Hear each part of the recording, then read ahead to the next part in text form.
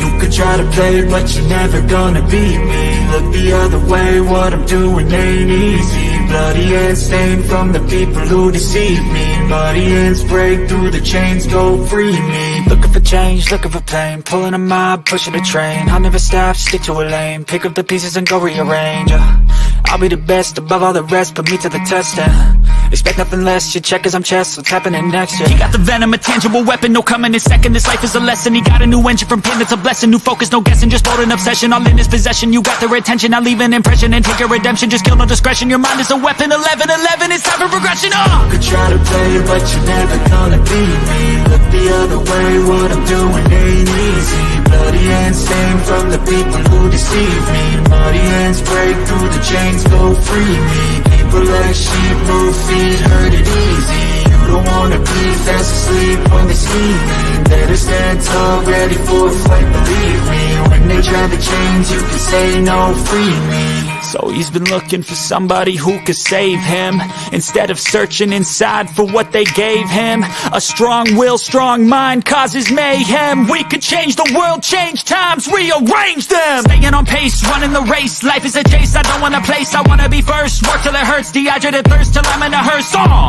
High ambitions in the right mind can take you so far. It's like you lived a few lifetimes. Take off from a break off from the weak minds. They can stay soft, you can change lives, you create thoughts. Never waste time, you got one shot, you got one life. Better pop off, what do you like? Make a dream job, no 9-5, no mean boss. Just my life and free thoughts. You could try to play, but you're never gonna beat me. Look the other way, what I'm doing ain't easy. Bloody hands stained from the people who deceive me. Muddy hands break through the chains, go free me. People like sheep, move feet, hurt it easy. You don't wanna be fast asleep when they scheming. Better stand tall, ready for a fight, believe me. When they try the chains, you can say no, free me.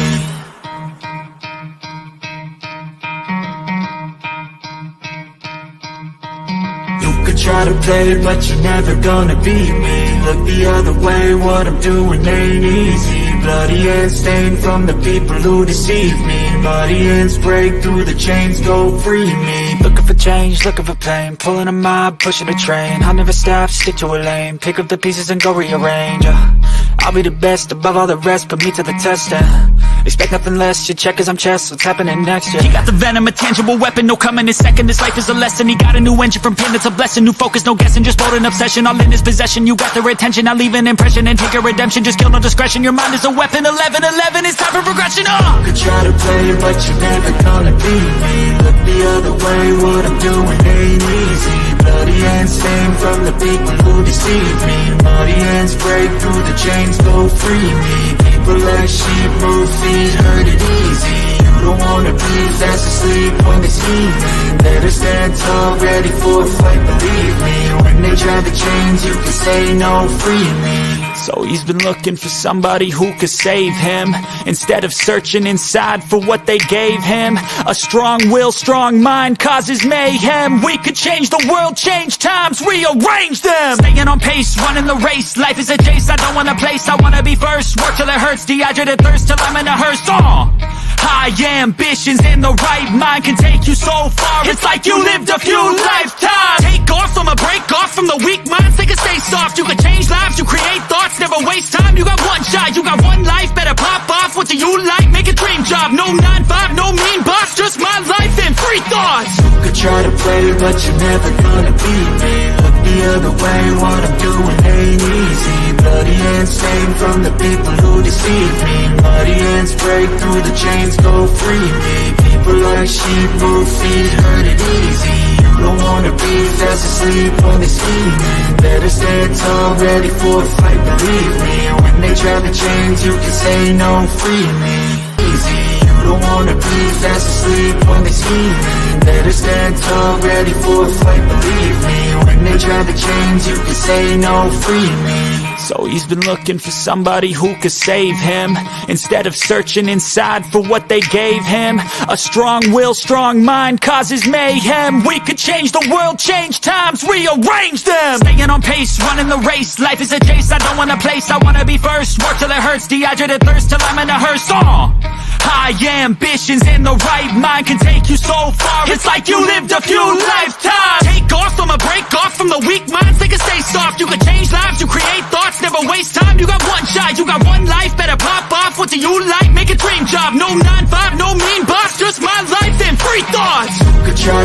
but you're never gonna beat me. Look the other way, what I'm doing ain't easy. Bloody hands stained from the people who deceive me. Muddy hands break through the chains, go free me. People like sheep move feet, hurt it easy. You don't wanna be fast asleep, only scheming. Better stand tall, ready for a fight, believe me. When they try the chains, you can say no, free me.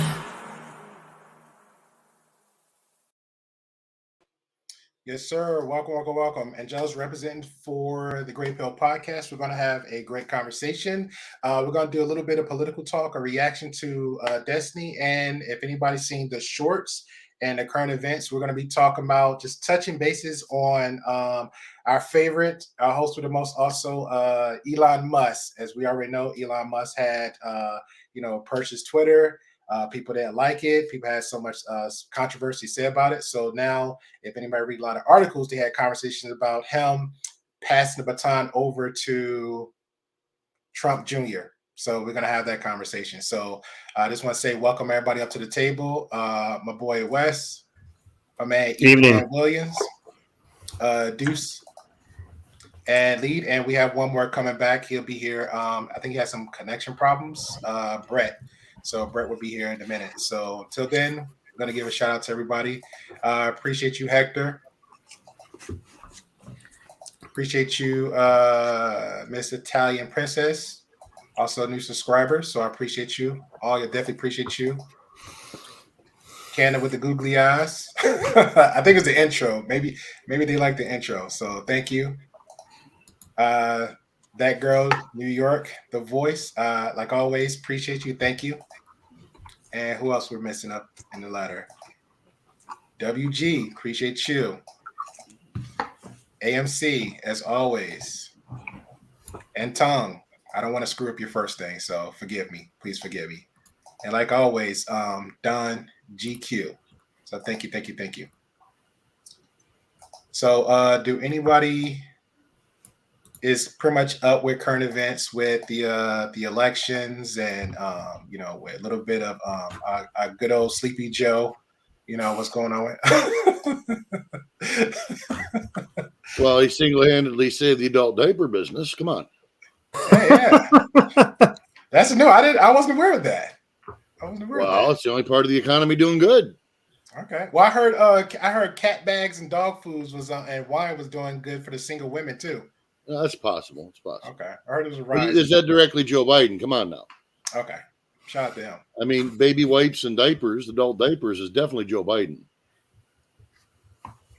Fair. What about you, Deuce E? Do you keep up a little bit with the current events as far as our good president? If y'all vote, don't vote, leaning left, leaning right. No comment. That was well thought out. Yeah. Very, very, very PC of him. Yeah, I kind of follow politics. I think if we be honest, one thing I just wish is that we just hold, no matter who's in the seat, accountable. I really do. Absolutely. I just feel like it's no level of accountability. I remember Joe Biden said that he was going to meet the Ice Cube after he get elected to talk about the black people and the black people cause. And he decided he wasn't going to meet. So, I don't know, man. I just think there's just no accountability whatsoever. Just my opinion. He did nothing to really talk about it, to be honest. Fair enough. So, the great thing about all the craziness that's been going on in politics in the past few years is more and more people are waking up and paying attention. Not waking up to what's going on, but waking up and paying attention. Paying attention is what allows them to actually figure out what's going on. And I'm hoping as this goes on, as it gets crazier, more people are starting to figure out causation, correlation, and who actually was caring about them and trying to take care of things. Fair. I'll also add to that. Now, you said causation. On my end, I was seeing a lot of people that was either woke or too woke. And people's like either extremists. Either you was hardcore for Trump or you was hardcore for Biden or you was hardcore against Biden. Because even in the shorts, that I posted too. It was like the trade off that we know about not too recently. Shout out to Brittany Griner. A lot of people wasn't happy about that, and then recently, just with this one too. So Happy about what? I was What did she actually do? pretty This- happy about the Brittany. I was very happy about the Brittany Griner situation. You know why? why? The WNBA situation? finally got famous for a trade. Mm. Okay. My bad. You said Brittany Griner. I was thinking about Brittany Renner. That's all, folks. That was a good one, Wes. That was a really good one. I like that one. That was a good one. No, I think that was the worst decision we made as a country. We traded, it's crazy, an arms dealer with someone that we might be going to war with just because of what this country believes. So an arms dealer that hates the United States, we traded for a unknown basketball player that also hates the United States. Yeah, Okay, man, listen. What did we actually gain? I'm gonna say this. At the end of the day, we got an American out of a bad situation. You know what I'm saying? That I agree with. You know what I'm saying? Like, I can't believe you do this. I can't believe it. No, listen, believe it if you want. we can't tell Americans that they can go around the world and break the law and then we're going to bail them out. Listen, If that was you, we still there. for hundreds of years we have gone to jail for shit we did not do. So I'm sorry if one of us gets bailed out in an entire country, like a government acknowledges you and does what it has to do to get you out of a bad situation. One of us, I'm all for it. That's all I'm saying. You know she was coaching doing her sentence, right? It wasn't a bad situation. Listen, She was. She was coaching. Every time I see on TV, she was in this behind the bars. yo, so she was like this. No, so Right. they had If- a Go ahead. If any of our people get unchained, if any of our people is like this, and they get, you know what I'm saying, clink, and they get released, I'm all for it. Yeah, but Listen, I think it should matter. She's in Russia. I can see if it was jail here. That's a whole different story. That happens all No. the time. Mind if I kick it up a notch? Yeah. Okay, so one of the debates that I keep seeing, and the people are trying to weigh this. So, we traded the arms dealer for Brittany Griner. A lot of people are saying, well, we could have traded the arms dealer for the United States Marine that's been over there for several years. Okay, that might have been a better trade. It still would have been a bad trade. We never should have gave up the arms dealer because, as E-Man kind of pointed out there a little bit earlier, this is an international terrorist that nobody likes, and a terrorist that distinctively hates America. All he's going to be is an amazing asset to Russia. We did not do ourselves any favors with this trade. We would not have done anything good by trading for the United States Marine that stuck over there. And I was in the Marines for 13 years. Yeah. Shout out to Italian person. She said the wrong America with the caps. Well, I wish they would have traded Tory Lane for. Never mind. My bad. Go ahead, guys. I'm sorry. Listen, all I'm saying, I think it's Too more. soon, E-Man? Too soon? It's more to the story. It's more to the story. You know what I'm saying? Obviously, if they made that deal, they got something out of it because nobody's just gonna make a deal. Nobody's just gonna go make a one-sided deal. It's not gonna happen. So it's more to the story than we know about, and that's all I'm saying as far as my Well, it's about optics. my third. No, I don't think it's straight optics, right? Like I worked for the government for 13 years, so like trust me, they got something out of it. Yeah, they got another election. Doubt it. I think it was for votes. I think so too. I think What it's about more you? than that. What about you, Lee? Yeah, I think it's optics, straight up optics. There you go. All right. And then So, I also like that comment of somebody trying to address me. Just let you know, it's not our country. We can't tell them how to sentence people. Imagine China coming over to America and say, no, what you're going to do is you're going to sentence that Chinese man to only 2 years because this is what we think is fair. Well, Like, that's going to work under the current administration. Yeah, I'm just actually, saying it already has. we can't. No, we agree with you, man. Yeah, that's just crazy. Right on. All right, so somebody said not wrong, but still shouldn't have been the Marine. Yeah, I definitely agree. I definitely agree. Oh, this is why I disagree. The black vote is not big enough, right? Black people only make up 13% of the United States population. That one thing is not going to secure you 13%. 13% vote. A 13% vote. I don't think it was because she was just black. Well, she's a lot of things. She was a lot of things. Oh, Thank okay. you. But she was a triple minority. That's what you're gonna say. Well, the representation of it, you think about it. I mean, she definitely had anti-American rhetoric. There's no doubt about that. Which seems to be in vogue nowadays. Okay, what was her anti-American rhetoric? Oh, she said I had a lot of it. You want me Like what? Like what? Yeah. Give me an example. Well, the first thing she said is that she said the reason she was in Russia or planned in Russia is because that America don't take care of their own. Like she have a whole history of dissing America. That's why she left.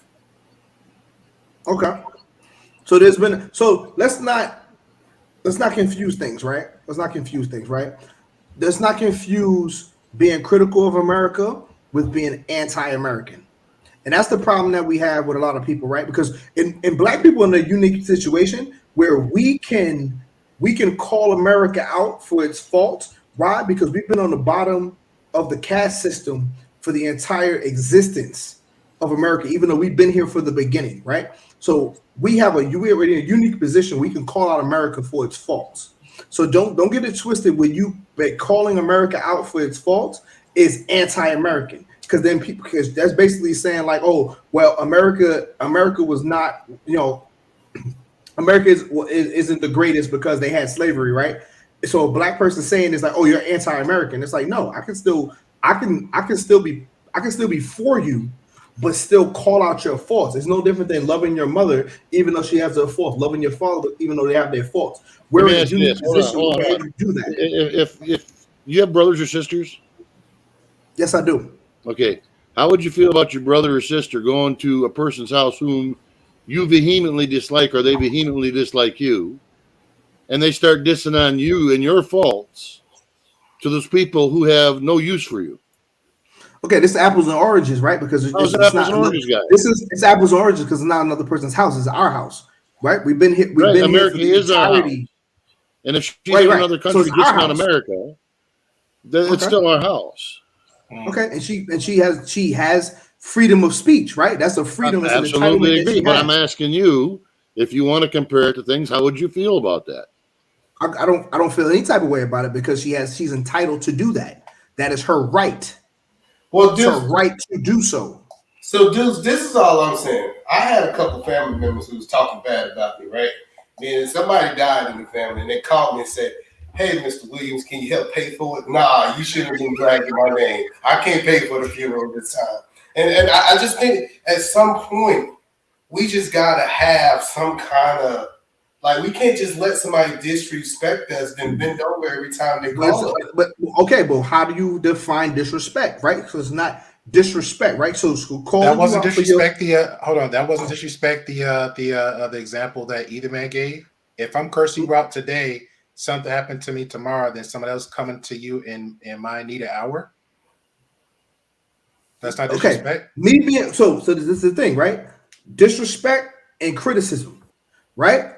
There's two different things. So it's one thing if she's sitting there burning the flag, and then the next minute she's saying, "Hey, bail me out," and it's another thing calling you out for your inconsistencies, right? So that's criticism. So criticism versus disrespect. So now you disrespect the flag, and then you go out of the country, you get hemmed up, and you asking the people that you disrespect to come bail you out. It's a whole different situation than you being critical right? And people are confusing it too. People are blurring the lines between criticism and disrespect and criticism. So why can't it be both? Because let's keep it 100 down. So she did say what she said that Eman stated. I don't know exactly. I don't know exactly what she said, but I never. But the things that people, when I say articulate to me, now disrespect. Now we're pulling hair. So now we're gonna. No, I'm pulling hairs.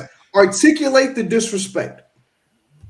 Articulate where she disrespected. Wes, do you want to take that or Eman? Because I know you kind of brought it up. Well, what I'm trying to determine is what is the goal of this conversation right now, Deuce? It's no goal. I'm just saying she got bailed out. Listen, her country backed her. Another country tried to do her dirty. Another country tried to use her as a political pawn. Her country backed her, right? Which is the protection she gets as a United States citizen with a United States passport, right? She's a black female in another country about to get being used as a political pawn, and her country came and backed her up. I support that. Simple as that. Simple as that. She was out there about to get done dirty, and her country came and got her. Because it's the same thing I would want done to me. And as somebody who has fought for this country and as somebody that has been in foreign nations on behalf of my nation, if something was to happen to me in another country, I would hope that my government would come and get me. Simple as that. Okay. So what is the point of contention here then? What is the point of contention then? There is no point of contention. Everybody's acting like it was a bad trade. And it's like, yo, listen, listen. All I said was I support the trade. She went like she's an American citizen about to get done dirty. Her country came and backed her. I don't care about the other fucking particulars. Because obviously if they did it, there's two things you could have did. Either you could have went and got her out of that situation, or you could have said America doesn't negotiate with terrorists. Right? So if they backed her decision, I trust that they did it in their best interest. So in the past, when we stated America doesn't negotiate with terrorists, it means it's because we blew them to pieces and brought our people back. So obviously Russia's going to be a little harder to do that with, but this is a bad trade simply because of who we gave them. There's no equal value here. This person's going to bring, if you want to just look at been in rooms where that decision is made, I will say, if they decided to make that decision, there's things that we're not privy to. They made the decision that was in their best interest. And that's what I'm saying. There's more to the story. There's other things where I know that we don't know. That may be true on that aspect you're speaking of, but let's address what you're talking about. Now, another country knowingly broke the laws there, knowingly. She didn't knowingly. We're gonna say that she didn't know the law. She said that she knew that it was against the law to have marijuana in that country. And she didn't, but she said she didn't know that it was in her luggage. No, come on, she knew that. Okay. You gotta spend a lot of money on that. Like you don't just randomly forget that's in there. You don't listen. Let me tell you something. As somebody that has traveled plenty of times and has used the same carry-on luggage and shit like that, there are things that I found in my carry-on luggage that I was like, oh shit, I didn't know that was still in there. Like marijuana? No, not marijuana, but fucking drugs? No, not drugs. Guns? And shit like that. Knives? No, not drugs, not good. Anything. Things that I took on a previous trip. Things that I had in a previous trip that I took into another country. Like, what is this doing? Vibrating purple dildo. They know. Hey, now we're getting You're stepping in my playground.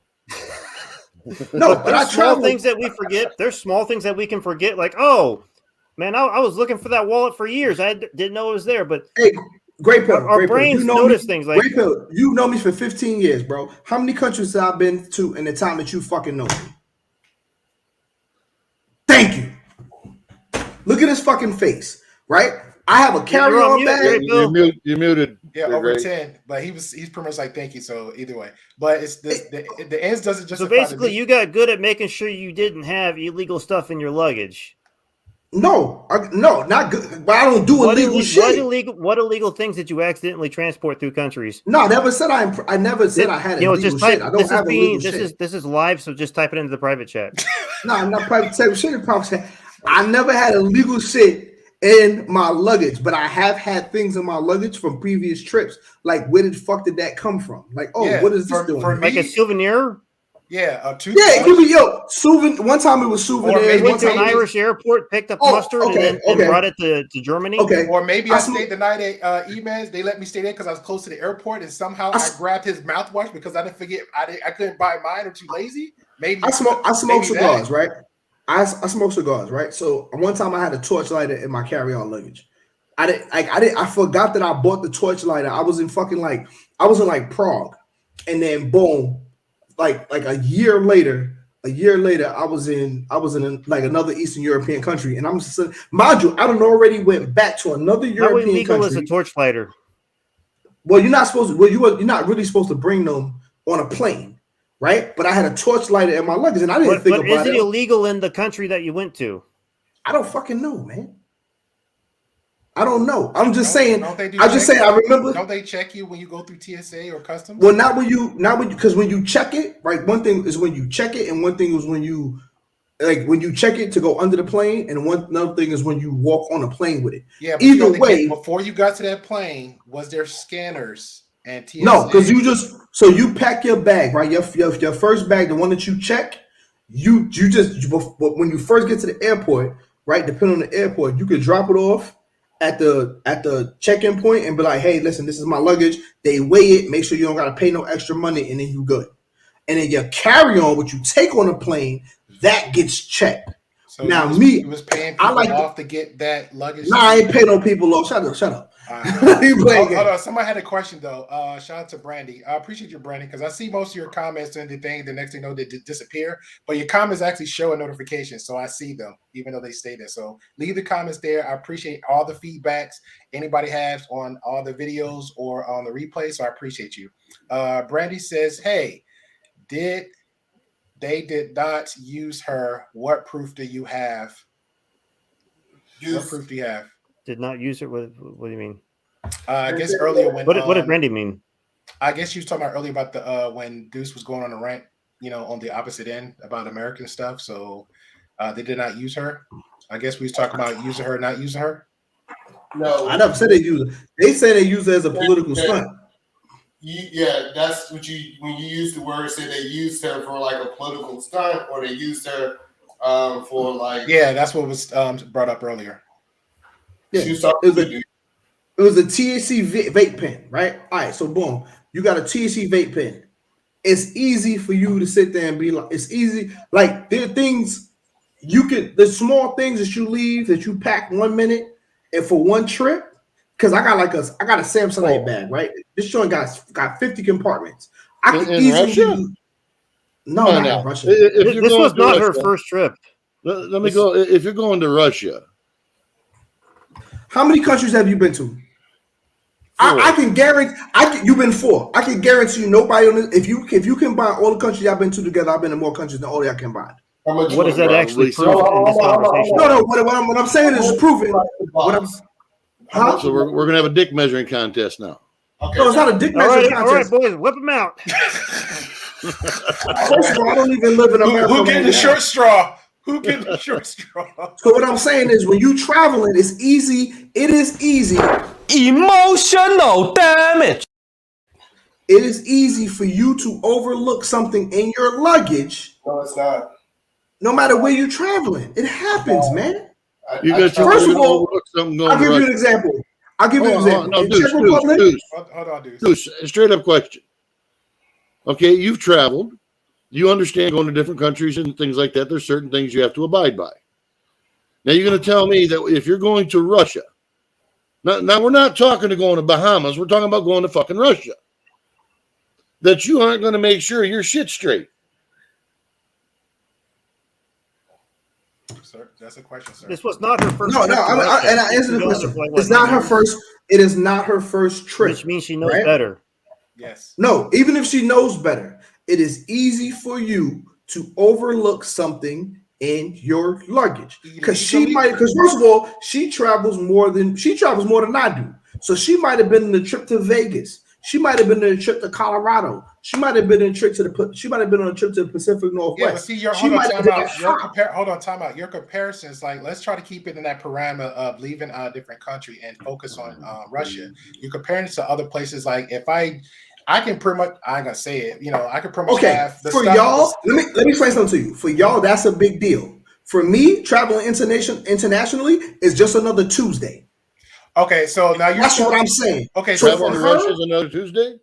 Yes, listen. For some people, it's just another Tuesday. She works there. It's just another Tuesday. So let's not act like just because it's important to you, it's not important to other people because they do this every other day. Don't get it twisted. We have people in America that do business in Russia. We have business people that do business in Russia. She had a job in Russia. So don't get it twisted. This is just another international trip. Okay, so if she had a job in Russia, yeah. So even though you would have been in the laws there, hold on, one mic at a time. Go ahead, Lee. She broke the laws there. She had a job there. She knew the consequences then. Okay. Game, set, match. Douche. See ya. If you it's like go to. There's places that you can go. If she'd had the same thing, they'd already hung her. Listen, you don't want to pull that excuse in Singapore. She home now. That's all I care about. Guilty. She pled guilty for the crime. She home now. She took responsibility for actions. Her country bailed her out. She good. I'm happy with it. That's all I'm saying. She got her hands caught in the cookie jar. That's okay. It's okay with me. You know what? It's I said what I said. Hold on, Deuce. Let's move on to Twitter. Let me say this though. Deuce, I agree with what you're saying on surface level. I'm glad we got an American out of a fucked up country. Agreed. Boom. But I don't. If you're going to argue the points behind it, for anything you want to look at it, she actually got what she was asking for. She knew the game she was playing when she went there. If she was working there, she knows the laws. Okay. Just like any American here knows the laws. Right. So you think she knowingly tried to beat the system? Because I don't know what's in that, dude. I'm not going to start speculating. Let me preface this, right? Because I remember when it originally happened, it was like she didn't know it was in her luggage. They pulled it out her luggage, right? It's a pen, right? I know. It's a pen. Understand. To most of us, this shit. No, listen. It's this big. Like how many times have you gone in your pocket? What are you talking about again? She had a THC pen, right? How many times, and you've been in the military, we got multiple pockets, right? So how many times have you gone in your pocket and been like, oh, I didn't feel it the first time? Even a pen. Never. Oh, you ain't never. Okay. I ain't never in my pocket. Knowing I'm going to a country. Hold on. I'll let you talk a lot, Deuce. I ain't never went to a country that I know that my country. I didn't say that. I didn't say a country. I said, how many times have you gone to your pocket? How many times have you gone to your pocket and the first time you went in your pocket, you didn't feel it? Hey, Deuce, let E-Man finish his thoughts out. Okay, just don't let him. What you're not going to do is you're not going to twist what I said because I said your pockets. I didn't say another country. That's why the point of a conversation. So, but I was in the middle. But I was in the middle of talking before you interrupted. I didn't finish my sentence. I did not put a period on my sentence. Okay. All right. Did you put a period on now? No, he can say what he got to say. All right, cool. I want you to finish. I don't want to get him interrupted. Go ahead, finish. All right, go ahead, finish your thoughts, Deuce. Listen, if you ever went in your pocket, you ever went in your luggage and missed something on the first glance, that's how I'm taking it. She missed it on the first glance. Boom, it's a pen. It's this big. It can fit in the corner. You can easily graze over it. You might be in a rush. It is what it is, man. She got out of it. It's okay. Like her country came and got her. It is what it is. I don't think she knowingly said, yo, I'm going to try to beat the system or they're going to let me slide through. Like, come on, y'all doing too much. That's all I'm saying. Y'all doing too much. Because she could have easily left it in there by accident because she could have been somewhere where it was legal and then boom, took a flight somewhere where it was illegal. And at the end of the day, as a matter of fact, how many airports did she probably go through before she even got to Russia? So you got to think about that. the airport she came through missed that pin. You're this close to law stroking it. All right, but listen, the country she came through when she first left, when she first got on the plane, missed that pin. If it was 2 pins, they missed both pins. So it's the first country's fault. No, it's nobody's fault. What I'm saying is it's easy to miss something. She probably didn't know it was in her luggage. All right, cool. We got you. So your whole point of is she got East and she missed it. All right, cool. It was an accident. All right, E, all you, bro. I just think after making all these excuses, I just feel like we can't tell women that they should be accountable. We can't hold them accountable. We can't hold them accountable for nothing they do wrong. Because it's always some guy like Deuce out there. Let me give them. Hold on. I want to point something. You know what? We should put Deuce. You need to go work for TSA. Hey, Deuce, I Can we got a move to question Twitter? for you. I have several firearms. If I put one in my luggage and I go to another country and say, oops, I forgot, does intent make any difference? And I didn't intend for it to be there. I forgot about it. Do you think that intent is going to make any difference whether I meant to or not? Yeah, absolutely. I absolutely think that intent should be considered. Absolutely. I think it should be considered too, but do you think it'll make a difference? Has it ever? Unless It you're a depends. politician. Oh shit! Does it ever? Absolutely. Right? Because let's not get it twisted. In the United States of America, we fall into 2 different systems, right? So don't get it twisted. I don't know if you're black or not, but intent definitely plays a fucking part. Don't get it twisted. It depends on But which she part was you're measuring arrested in at. Russia, though. What does it matter? So Because you just said in America there's 2 different systems. We're talking about being arrested in Russia. Correct. Okay, she got arrested, but he's sitting there saying if I go to a foreign country, it doesn't matter. But there are circumstances where, for whatever purpose, people they make a decision. First of all, okay, you can have 2 different people judged on 2 different things, and this happens to people based on race all the time. They'll be like, oh well, this person made a mistake. They came from a good family. They have good opportunity. Okay, the fucking rapist kid that was raping that girl behind that fucking garbage can. Great. Well, you Great. The grapist that was graping that girl behind that garbage can, who was about to go to college and be a college swimmer, right? They said that, oh, well, he has a future. We don't want to destroy his future, right? How many people? Go ahead. How many people in them same situations did not get that same what's the name, right? So there's other things that get taken into consideration when it comes to ruling. And I'm not saying I agree with it. All I'm saying is let's not play this game where it's like, oh, we only follow by the letter of the law. Physically, I'm seeing the goalpost being lifted up. Nah, listen, I'll move that bitch like this.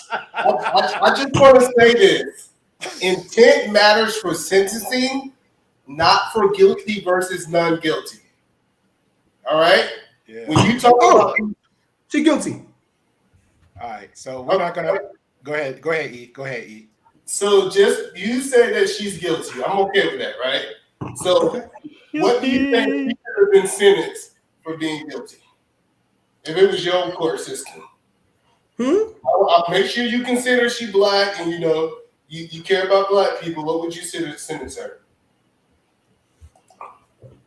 Shit, I mean, people take into consideration. That's why they have what's the name, right? No, we ain't talking about people. He giving your world, your rules, My your world? regulations. For instance, first time offense, didn't mean to do it. Yeah, there's other things to take into consideration. Where was you coming from? You coming from a place that it was illegal, going to a place that it was illegal. You didn't do it on purpose. Shit, what are we talking about? I would have just been like, what are we talking about? Like, first of all, even if I was a TSA agent, I would throw it in the garbage. Land that plane, please. Land that plane. Yeah, that's what I said. What would you sentence her? What was the sentence? What would you sentence her? Sentence? What? Fine. A fine. How much?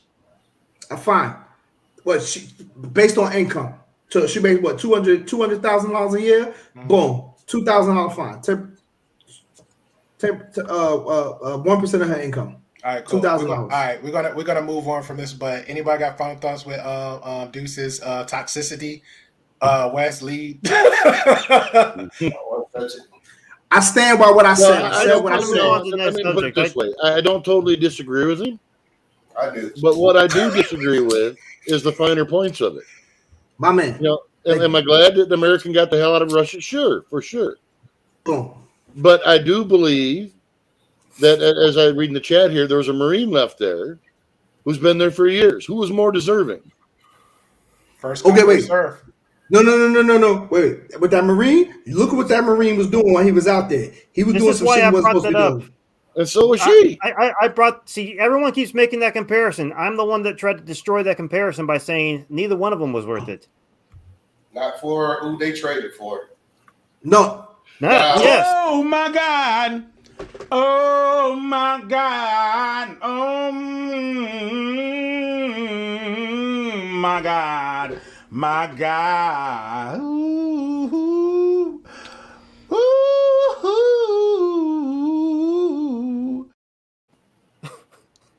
On that note, we're gonna leave all that behind us, and we're gonna move forward to the to a whole other topic. Tighten the drags up, boys. We're going fishing again. Bravo to Deuce to Lily. Keep it holding his square on that. You know, I'll leave it there. I'll leave it there. All right, so pretty much this is a reaction video to something earlier. This was a brief conversation between Destiny. If you haven't followed him, please check him out. Destiny and a few people he had on his panel. So let me go ahead and find it real quick.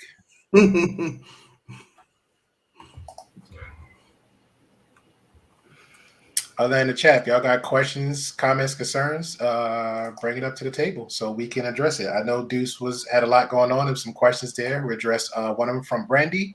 Everything else is pretty much the same, just going up and down. So shout out to Deuce. If you're new coming in, hit the subscribe button, hit the likes, all that good stuff, and we'll keep this bad boy going. So, all right.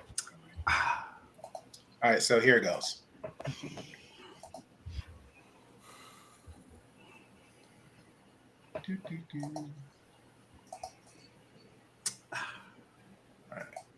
Now, I'm gonna stop it briefly because there's a lot of chatter going on. So, and we'll get the questions and we'll get the reactions. Okay, just to be clear, it's not like just me posting. Republicans have no desire for bipartisanship. They'll play chicken with our democracy as much as possible. I just want to make sure we got that out there before we just say random shit. You can debate Lydia and Marie on that in a minute here, but I do want to ask before we jump into everything, what are your predictions for the results? I think the polling in the betting markets I've seen has said that the Senate is almost for sure going to flip. I think the House is more of a toss-up, but... No, the Senate's more of the toss-up. House is more for sure going to go Republican. Oh, it might have been that. Senate is like where it could be really on razor edge because Kamala Harris has the deciding vote at the end of the day. If the Republicans can only get 50-51, they're kind of like in not a different situation than right now. And from a leftist progressive perspective, if things do flip red, let's say the red wave happens, as many are predicting, what would you say are the central reasons for that? I think the economy is probably the big one on people's minds right now. And I think people are probably pretty unhappy about the economic stuff that's happened over, especially like the last 6 months. Do we agree, disagree to what Destin just said? That it's way more than just the economy. How so? You got Afghanistan. Yeah, that's just the beginning. I don't have enough fingers on my hand to lay it out. Yeah. I mean, Biden, in my opinion, has been a train wreck since the word go. If anybody can name me one thing that he's done that's benefited this country, I want to hear it. Brittany Griner. We're not going back there. Well, I think Deuce, you remind me of the red-headed cousin that you want to just slap the shit out of. But you still invite them to Christmas dinner every year. Well, I believe. See, what people don't know, this past election, Biden barely won, and I think that was what we call a sympathy vote. Like, it was just a hair, and I think that's what we're seeing the left lose, is that extra little vote. I think some people are mad. Oh, give me a break, American Recovery Act. I'm gonna be honest. I felt like it was even worse for the lesser two evils, and people just decided on the cusp and just went from there. So I don't know who we're gonna have far as this go around for presidency. They say Trump pulls her take another stab at it. So I don't know what y'all think about that. When I talk to people about Trump, I've been asking this question. Maybe Deuce can answer this question. Outside of Trump's personal life, as a politician, what did Trump do that was not good for America? Oh, listen. Okay. I'll preface this by saying this. If you look at Afghanistan, right? Afghanistan has two presidents. They have a president of the interior and like a president of the exterior, right? Like a president that just deals with like international relations, which we're kind of supposed to have because we have the president and then we have like I forget what position it is, like the one Hillary Clinton had. That her position is supposed to be like that, right? But it doesn't. It's kind of a lame duck position. I think we should have that position, right? Because I feel like we need a president that's palatable to the international partners, right? And then we have another president that just deals with internal affairs. And I feel like Trump was good for internal affairs. Obama was great for external affairs, right? We're dealing with other countries and dealing with being a statesman and stuff like that. So don't get me wrong, everybody has their thing. You know what I'm saying? I think the problem we have with our country is that, we try to have people be palatable to everybody. And it's impossible. It's impossible. So I think we just need to create a lane for people like him. We need to create a lane for other people. So let me ask the other panelists, do y'all feel that my question was answered or no? Ask it again. Yeah, please. What did Trump do bad for the country? I'll answer. Sure, Even though I voted for he's on Trump, it. Even though I voted for Trump, okay, I do agree with some of the chat. Operation Warp Speed was a train wreck, but that goes back to believing your advisors. What he didn't do, which Obama did, is he should have went in there and fired every swinging dick in there, including Fauci. Put new people in, started fresh from the beginning. Now, who's to say how this would have turned out otherwise? We don't know, because you can only speculate on what's going to happen. Yeah. When you have to trust, internal matter. When you have to trust the supposed experts, you can't lay that just at Trump's feet. He's not a virologist. He's not a scientist. He's not that. But he's the man that has to take the decision, so he has to listen to his cabinet and his advisors. Now, do you lay that at his feet? No. There's a world of difference between what I think about what Biden's done versus what Trump did. Mm-hmm. What Trump did do was everything that he had promised to, or at least tried to, much to the chagrin of being under the thumbnail of impeachment for the whole damn time he's in, which I thought was absolutely idiotic. And the stuff that they're doing now does nothing more than make this country look like a shithole. So do y'all guys kind of understand how tariffs work? Like when he started doing... Yeah, but hold on, Wes, do you agree or don't agree? Because he didn't answer your question too, E-Man. So, like, if somebody wants to come up and make the argument that, Trump says a lot of stupid things, man, most Trump supporters will sit there, agree with you, drink beer with you, and go on and on about the greatest hits about the dumbest things Trump said. So, a lot of times when people try to make the argument about him saying stupid things, like, it doesn't mean anything to us. I hear other people try to say, "Oh, well, he was, horrible with his treatment of women." A lot of people actually agree with that. Most of the women in his life knew about it too. Nobody feels bad for his ex-wives because they all knew what they were getting into. As far as now, Trump, as far as leadership and economics and everything he did, he was right on the money. He was making the best decisions. He wasn't trying to make the most politically favorable decisions. That's why he was the only one to actually get Afghanistan somewhat under control before Biden decided to screw the pooch on that one. And Trump actually did a lot for international peace. It's one of the mainstream media does not want to talk about the Abraham Accords. They could not stand it that Trump actually knew what he was doing, going out there, and they respected him. Now, anytime you go back to what Obama was doing, the world stage couldn't stand Obama. He thought he was an idiot. Obama went on a world apology tour saying, "I apologize for America being so awesome." That does not show strength in anything. Trump didn't apologize for shit.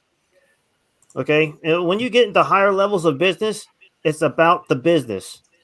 Everybody realized that when it came to Trump, it was about the business, and he handled it for better, for worse. Like, a lot of people don't realize when he was making those decisions on the trade tariffs, he was making the best bad decision available to him, and he leveraged it until it worked. Fair enough. I agree with that. Fair enough. You had something else in your mind, bro? I just truthfully and honestly think that we gotta stop making decisions on how we're gonna run the country based on our feelings. Absolutely, I agree with that. I definitely agree to that. And I'm not saying that the Republican is the best option, or I'm not trying to say that the Democrat is the best option. But if I was to remove the person and I was just to put the facts on the table, I think a lot of people would have voted different. So that's and I had friends that were saying, "Well, I don't want to vote for Trump because he's just so mean." I'm like, "Well, that's why I'm voting for him." Exactly. I'll agree with you on that. When you walk into a rough bar, you don't want to walk in with the biggest pussy you know.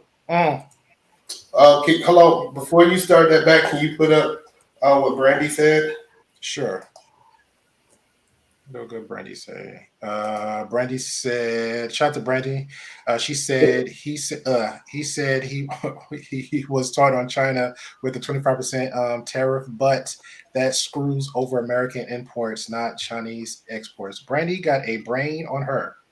Well, like I said, best bad decision available. I think it was a good decision. Let me tell you why it's a good decision. What Trump was trying to do is he was trying to bring certain things back into America, right? What he was trying to do is, like, for example, lumber. We got a lot of trees. There's no reason we should be buying trees outside of our country, right?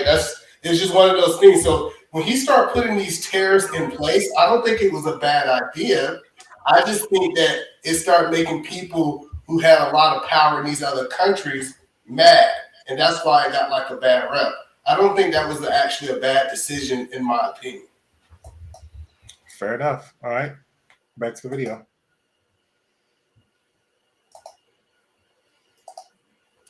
What happened the last 6 months in your view? Inflation has been a huge one. Like, I think gas prices and cost of groceries and stuff, like, these are the things that Americans have hand-to-hand interaction with, like, as much as more than like any other type of like international politics or anything. I think that Biden took a huge hit in the polls when the Afghanistan stuff happened as well. So for as little as Americans care about foreign politics, that was probably one for them. But yeah, I would say that probably... Not good optics on that one for sure. Not good optics, but he did get us out, which was more than I can say for Daddy Trump. Thank fuck God. Yeah. Do you think that the... give me a fucking break. You agree, disagree? Can I... First of all, can I meet this guy face to face? What do you say, Lee? Can I meet that guy face to face so I can slap some common sense into his head? Sure, you can hit him up anytime. He's down for a conversation. Holy smokes! What a comment. Go ahead there. Well, I didn't mean to stop you. No, we both had things to say. So I had several people, even people I knew from the military, said, "Yeah, it was messy, but can you name any better ways to do it, or anyone else that could do it?" And everyone else just destroys them because that's the dumbest way you into things. So Trump actually figured out the true problems there. So when you talk to people that had been in Afghanistan, they realized that the war kind of changed every 2 years based off of how the voting was going, and it was disgusting.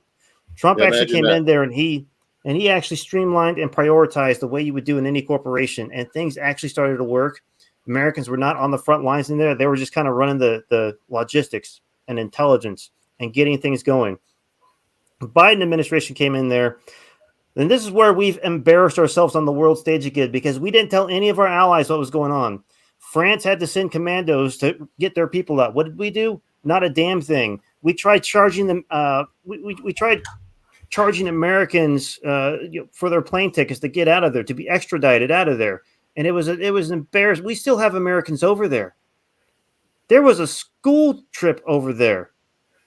This is ridiculous. And the State Department, their response is, well, we were telling them they need to report into us before they get in there.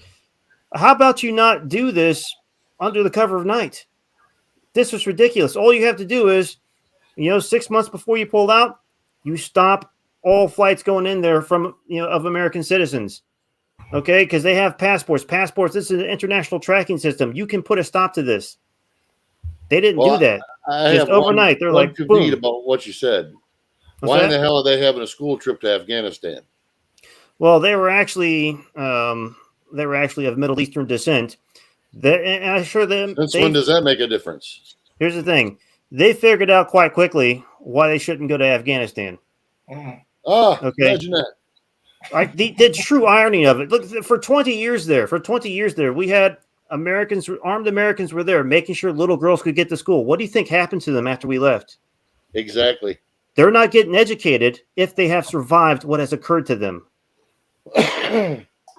This is not what the mainstream media is not wanting to report on the horrible debacle. This guy, Destiny, who chose the channel name of a stripper, bruh, wants to say, "Oh, well, that's more than what Daddy Trump did." Trump realized what was going to happen if we pulled out. Everything we had built was going to be destroyed immediately. Look at all the gear we left there. That was by design. And anyone that's been in the military knows that you do not accidentally leave gear anywhere. No, not on that level. If you can't take it with you, blow the shit up. Yes, that was by design. Fair enough. Any thoughts before I'm gonna move forward? E or Deuce? Deuce. No comment. I swear to God. All right.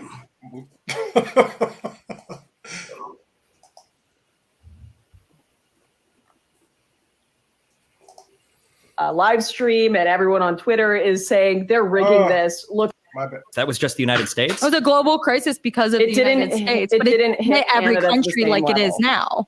Like it is now. Why do you keep saying like it is now? It's a totally different thing. Yeah, it's a different recession, but it's still a recession. Not all recessions hit the whole world. Because not all recessions are built the same. It depends on what's going on, right? Yeah, I was making the point that like everyone followed the same monetary policy, and that because you made the point like, oh, it's not a big deal because every country is facing inflation, recession, and is it because they all followed the same monetary policy of during COVID? That was my main point, and then you took it somewhere else. Which people continually warned about that if we keep these actions up during COVID, we're going to face a recession, financial crisis. Yeah, no shit, but the alternative is letting the entire economy fail. Also, hold on. If you're going to say that, how are you defining recession? Wait, they shut down the economy in response to COVID. Yeah, because because it was the most infectious virus in the world. Of course, we had to take steps to do something about it. Oh yeah, and that shutdown did a whole lot to stop it spreading. More so than it. Okay, so do we believe that come right there? Because of the shutdown, had a positive effect. Like when they shutdown having a positive effect on anything? Yeah. No. Yes, Suicide skyrocketed. It had a positive effect on Walmart, McDonald's. There you go. Yeah. Amazon. Yeah, and who's laying people off now? I do feel like we should have shut down.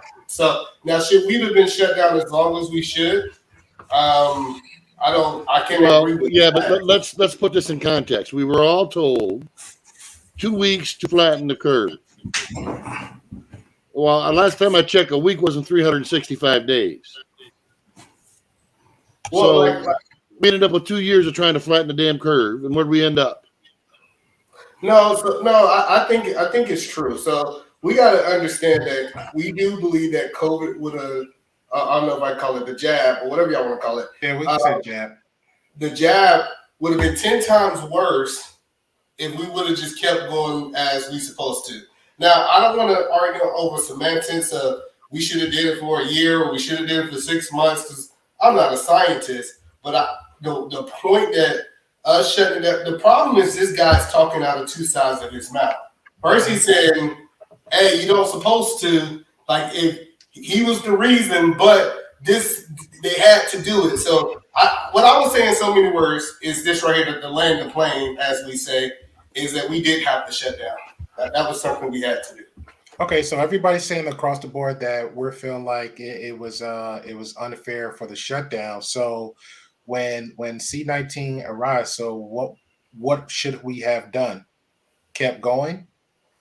Yes. Yeah. So I tell you what, let me attack this sideways here. So during the shutdown, I went to Chick-fil-A. Dining room was shut down. Okay, but you walk inside, all the workers are still there. They're not separating from each other. This 6 feet They apart have masks thing. on, sir. Let's talk about it. Yeah, but they're all made in China and they don't do anything. But here's the bigger They're point. They're working in pods. Here's the bigger point, though. This was all done to protect the most vulnerable. So why was there 80-year-old people at work at Chick-fil-A? Because it didn't have anything to do with the most vulnerable. The most vulnerable just stay home. Nobody else shuts down. Instead of the entire family being shut down and terrified, all you do is grandma and grandpa are stuck at home. So now you got to figure out a way to set up their Wi-Fi and set up their Zoom and make sure they get out for walks and take care of themselves if that's really your concern. But children were incredibly safe. That is per the numbers. The CDC even pointed out that the flu is more dangerous for children. Okay. For all the talk about, we have to move at the speed of science. Don't question the science. The nature of science is to question everything. This is where science comes from. So the moment we started determining science as a final thought, as a conclusion, it stopped becoming science. And now we're reeling from the effects of that. They're not wanting to tell you all the people that suddenly have heart conditions now because they took something that was completely untested. And for the people that want to say, well, look at airplanes, those are science. It takes 10 years of testing to put a new airplane in the air for official use. Not terribly different from a jabby jab that this one took, 6 months? Not even.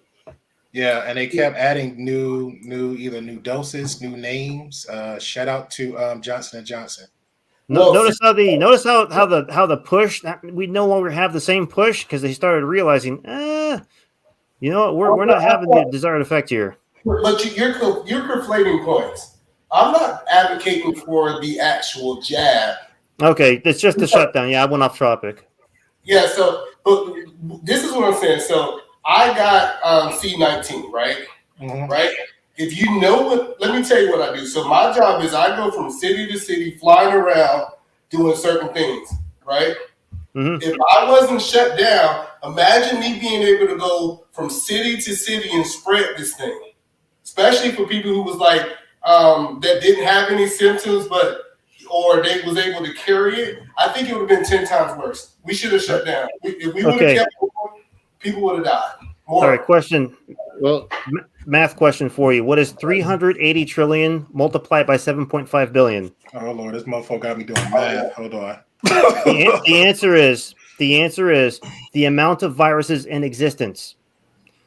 Every human body has 380 trillion viruses in it. Okay, so if you want to tell me every once in a while one comes along and it's a little more dangerous than the others, I'll believe that. But if you want to tell me one of them is going to end everything, no. The nature of our existence, nature of us living and breathing on a daily basis is constantly fighting off these little microbes. 380 trillion per human body. So there's nothing new. You understand damage control, though, right? What's that? Do you understand damage control, or you don't? Damage control in what aspect? Like I'm saying, of something escaping a certain lab in a certain sector of China?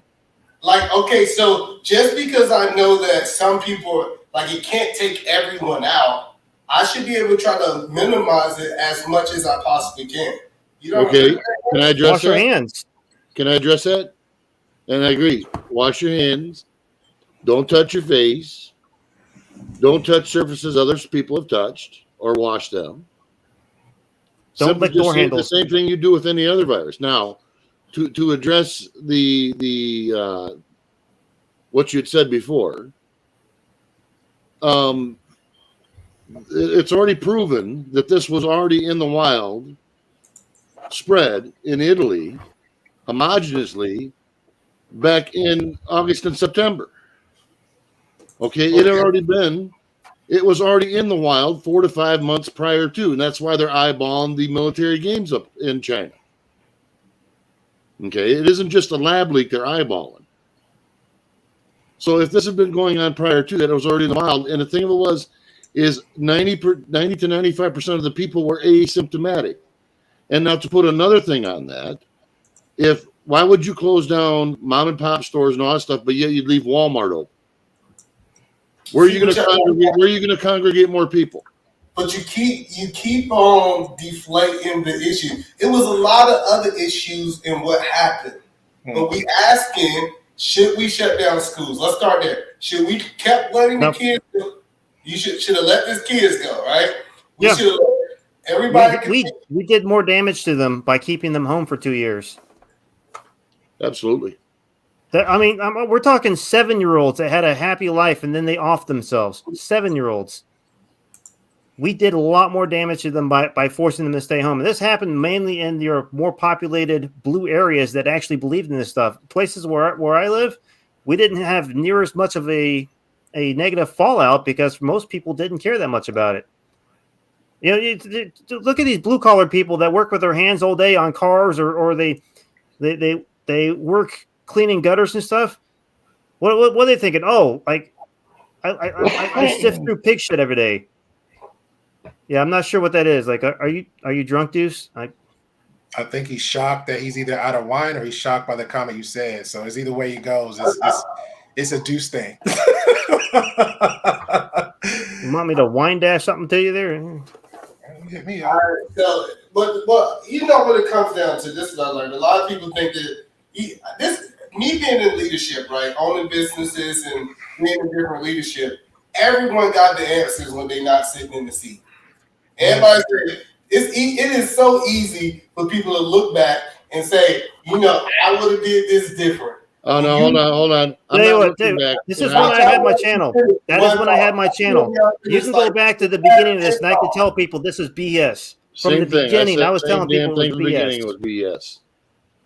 And as far as leadership roles, I took that training in the military too. So there you go. You gotta let me finish one thought. I've been encouraged. I'm sorry, E-Man. Come on, get it out, man. Good. Get it out, man. I'll mute myself, E-Man. I'll mute myself. You can get it out there.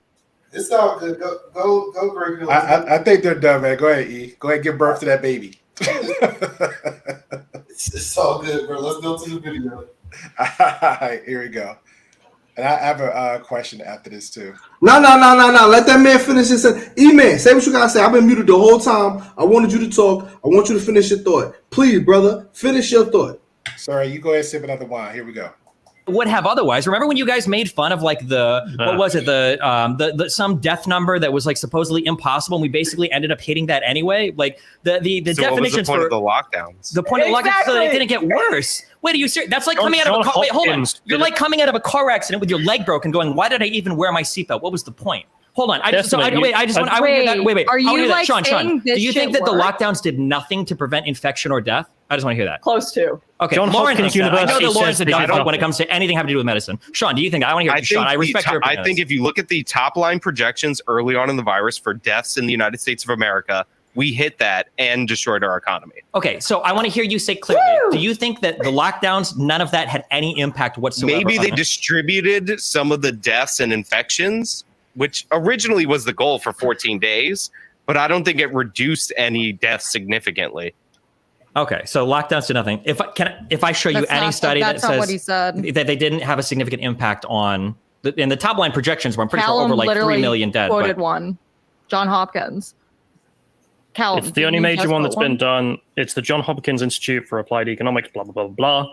They're the only one that have done a significant one on lockdowns, and their conclusion was not significant impact. But regardless of whether or not the lockdowns were effective, the reason we had inflation is because we shut down the productive capacity of the economy then we printed and spent a bunch of money juicing demand, and too much dollars chasing too few goods is what causes inflation. Yeah, and when the virus was much less deadly, the vaccine was readily available. Joe Biden, for no reason, decided to extend unemployment, do another stimulus just so he could have a great economic win when he came out into office. And that delayed the shipping container crisis in California. It extended people's unemployment. And every day that we kept the economy closed, it was going to take longer to come out of it. So extending it for no reason for a political win was a total disaster for him. That's what pretty much what I want to get into. So back to the optics of things with Biden. So we feel like this was also another political ploy with Biden just to keep the votes and the favors of the people. And I will agree on the extension because I was okay with the first one, but I'm like, why are we still continually going on? Because just keep it 100 on my end, it would, the people that actually needed and deserved it, they never got it. So I didn't think at that. Now let's just leave the virus out, even though that was the main primary effect of it. I didn't see what was the point of it. If we're all on lockdown, but everybody supposed to get a cut or some kind of sum to keep America still steady afloat, but people that actually had houses, mortgages, car notes, they pretty much was sitting partially or was homeless at that time. So I really didn't understand that. It was, you literally had people that was getting paid triple the amount they was getting paid at regular jobs, but just stay at home. Mm-hmm. So are you go ahead? So, okay, I just want to know. I just want to say, I did well during COVID. I downloaded Robinhood. I made some really good investments. Life was good. So if it wasn't good, I just want to know what decisions were people making, right? Because if you had a job, at least when COVID happened, you were entitled to those benefits, right? Because I knew people that had little BS jobs and still was making triple, right? So I could only imagine that you didn't get any type of financial assistance or whatever from the government if you did not have a job at all. I agree. Right? Yeah, I agree to that. Again, if it was the regular people getting it, cool. Then be smart about your money. Either, like you said, you invested. 2, save up and just put all of it in rent. Because some people do that no, too. I didn't get anything because I had a job. I was making salary. I'm with you. I'm just saying for the other folks, like, because I know most did this Right. too. The most that got the lump sum, they put everything, they rent their bills, and then waited out. The other ones invested. I know some people did that too. They took whatever they got, invested it, and then waited till everything carried on, and they went back to their regular jobs like normal. But again, there was some that did not get it. There was some that did not get it, and it was waiting. I do want to say some people didn't get it. Whatever your situation where you didn't get it, some people deserved to get it, didn't get it. There was onesies and twosies. There was exceptions, but it wasn't rules, right? Because you might have lost your job around COVID time because you didn't actively have a job. You couldn't qualify for benefits. That's messed up. It is what it is. Sorry that happened to you. I don't know the whole specifics. I just know it's very. I just personally think it's for a lot of people. You didn't make the right decisions because people was living their best life with that money. It wasn't paying their rent. So my thing is, how's you getting this money all year, and then boom, you 1 year behind on your rent? What was you doing, player? That's all I'm saying. Fair enough. E, you got anything in mind? You did the normal head shake. Well, I'm trying to understand. So are we saying that we asking about them getting the funds? Because I think they said something different in the video. So y'all saying that should they got unemployment or should they not got unemployment? Well, me personally, I think whoever's deserving. But again, it's not, you can't select like you. I believe you should get it versus Wes should get it. But at the same time, to me, it was like a numbers game. Whoever got that phone call in and it came, boop, you got yours. If you didn't, you're pretty much going through a whole system and rigmarole and line. So, but ultimately, yes, if it was already up there, policy procedures, again, we already know. Before this, it'd have been something else. Somebody would have found a way to get their hand in the cookie jar, and it'd have been legal and it's per the guidelines. So, yeah. So well, let me ask Wes, then I'll come in. So do you feel, Wes, do you feel that they should have had unemployment for people who did not have jobs, or you think that they should or they should not? Unemployment for people that did not have jobs before the shutdown started? No, when the shutdown actually happened and they started giving out unemployment, should they did that or they should not have did that? I believe they should have done that. The government told everyone to stop working.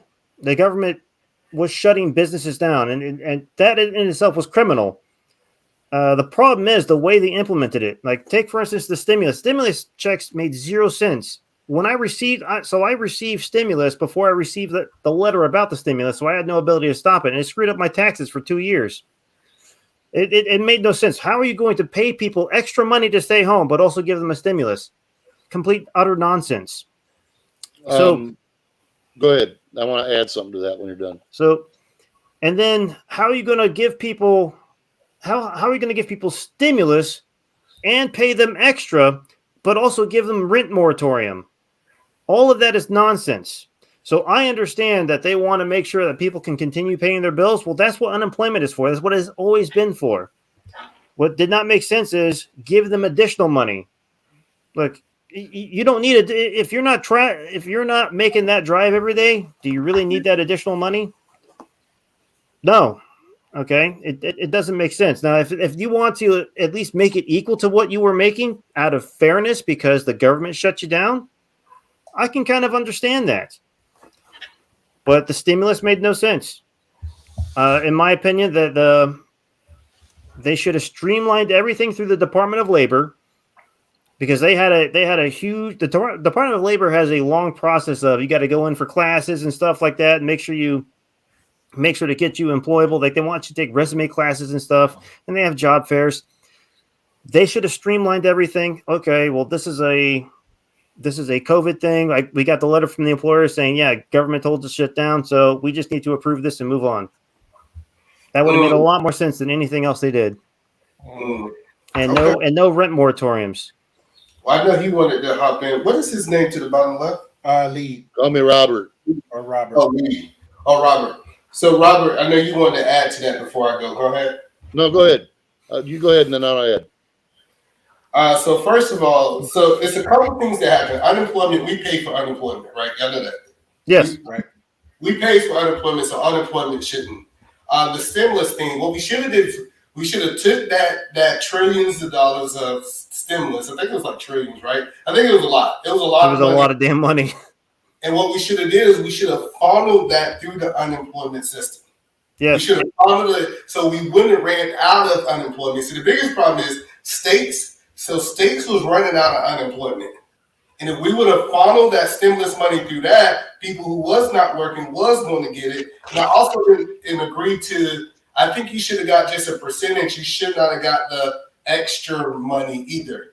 And I think that would have helped us make it through the system. So I agree that we shouldn't have just got stimulus money just to get stimulus money. I also agree that I think they should have just spent the money in a different way, in my opinion. Fair enough. Lead. You, Robert. All right. First off, let's look at the stimulus. Do you really think that was for the people? Do you think that stimulus was to help the people? Honestly. No. What was it to help? Both. All right. Okay. I'll speak on something, right? Okay. So living over here in Europe, right? They have a similar thing, right? So they pay 17% taxes, right? So even before COVID, if a normal person over here loses their job, they could go to the government. They get the benefits that they get from their 17% taxes is amazing, right? And so I think what we end up seeing, especially when you go from Europe to America, you see that America always tries to like bastardize that same system, but they always try to say like, oh, we're gonna do it like them, but we're gonna make a couple modifications, right? And so I think that's what they were trying to do, which was like, hey, we're gonna make sure that nobody, because they didn't have a financial crisis over here when it happened, right? Because people were still able to pay their mortgages because the government had a surplus of money to make sure that everybody was okay. America tries to do it, but it's like, hey, we're gonna front this to you, but we're gonna take it back later. So this is the whole craziness that goes on. So they're really trying to copy somebody else, right? That they try to copy somebody else that does it for the good of the people, but then do it in their own way, where it's like, okay, well, we don't want to, we want to get paid back. And that's the whole kind of craziness of it. So I think that what they were trying to do was they were trying to mimic Europe and how they do it, but they were trying to do it in the American way, in the more capitalistic way. Because you got to remember, Europe has like socialized systems, and America doesn't want to do anything like that's socialist. Yeah, but they corrupted us first, sir. Just saying. What? They helped corrupted us first. Well, now they started the system, but yeah. Don't get it twisted. They started the system, but when you have enough money, so this is weird, right? Because the thing about like socialists that you have to look at, like the history of like socialism in Europe, is that the countries that practice like a socialized system, that's why I brought it up, were countries that never colonized. So that's the thing you have to look at, right? We don't have Norwegian colonies. We don't have Swedish colonies. We don't have German colonies, right? There's no country in there. You gotta, like, when you talk about like Germans that immigrated to the United States, they immigrated. They didn't colonize. So when you don't colonize, right, you kind of stick to your problems. And then you be like, hey, listen, this is what's best for all of us. This is the thing that I've noticed over here with countries that follow by more of a socialized system, as opposed to a country that always had the ability to expand and move on and create new systems. So it's like, yo, we got to deal with our problems here, as opposed to going over here and creating a new system over here. So that's the complete difference about the European countries that follow a more socialized economic system. All right. So you're saying nobody in Europe tried to colonize anyone else in Europe? No, I didn't say that. I never said that. No. He was speaking of the Norwegian countries. No, I'm talking about Norway. I'm talking about like if you look at like the Scandinavian countries, Sweden, Switzerland, right? And then you look at Germany, you look at Austria, and stuff so the like that. Danes never invaded what we now know as Great Britain? Okay, they never tried to colonize the United States. I don't know what they did. Listen, I don't know what they tried to do because they was beefing. They was beefing across Europe, Hitler was wilding, Napoleon was wilding. There was a whole bunch of people wilding. But what I'm saying is, okay, so if you look at Africa and you look at the United States, right? All right, now the last two continents. That point. We're going to Africa now. I said North America and Africa, right? The last two continents that got colonized widespread, right? The countries that I named did not colonize those places. So when you don't colonize, you know what I'm saying? Like, I'm just saying that there has to be a what's the name, right? Because there's a reason they weren't colonized, because they didn't have their economic focus wasn't trying to expand. It was trying to fix issues they had in their countries. So this is why instead of worried about expanding, they worried about sustaining their country as it was, as opposed to expanding their power and expanding their influence, which was the issue with the Dutch, which was the issue with the Belgium, which was the issue with the British, who was the last big power to colonize most of the known world. I'm not seeing how we're German. Okay, but hold on. Okay, let me finish what I was trying to finish before. Go ahead, and then I'll address what Deuce said, because I do have some ideas on that. But as I said, the first question is, people need to understand what the bailouts were for in the first place. They weren't to bail out people. They were to bail out banks and big money lenders, period. They had to have, that's what is either they hand it to them, or they do it by the back door and make it give themselves a little bit of a street cred, saying they're trying to help the people, when in actuality they could have just handed it to the banks and said, here you go, like they did during the 2008-2009. That's smart. That's really intelligent. I didn't think about that. That's smart. That's exactly why they only gave people that filed taxes. They didn't give it. If you didn't file taxes, you didn't get anything. Exactly. There you go. You don't agree? So now you know. Oh my God. All right, so the bailout, the banks got money, the big companies got money. If you look at like the airlines, they got cut up in check, right? So I agree that it was for them. It was to make the people okay with the banks getting the exactly.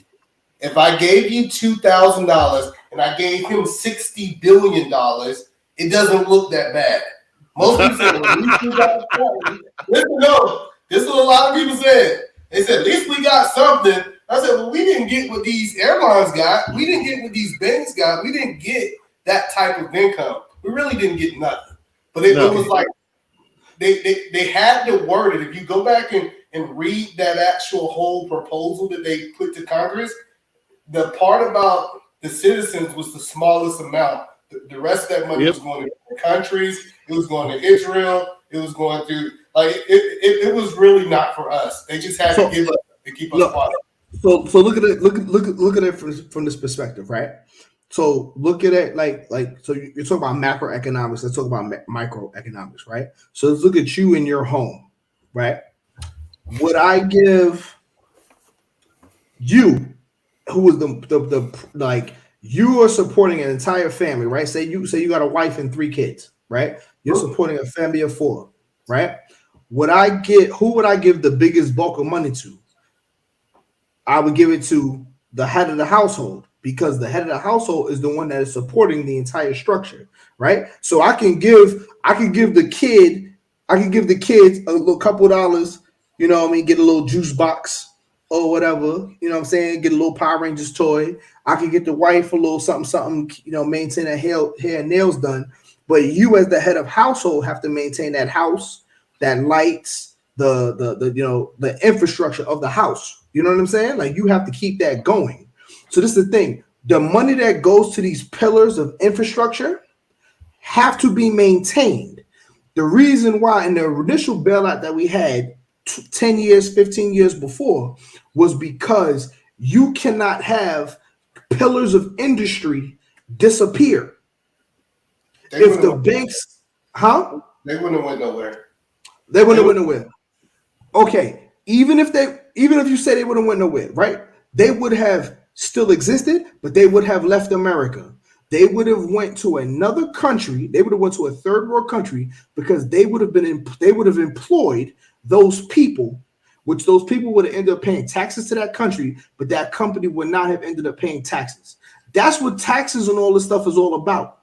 So the reason why you want to have that industry still here is because you can literally, if you take those countries out of a certain region of America, you can literally destroy the entire financial marketplace in that whole area. If GM money flows up anyways, though, Deuce. So no, money don't flow up anyway. Yes, money do flow up. No, money flows down. Money flows down. Don't flow up. Flows down. Okay. Money flows down. I think it flows in both directions. What are we talking about? It does, but in the vast majority, right? If you because what they're looking at is if we this is the ebb and flow of finance, right? I don't want industry leaving because you've already outsourced a certain percentage of your workforce to other countries. This is why we get people from India and what's they calling us saying for tech support and all the stuff like that, right? You've already outsourced a number of your employees out of the country.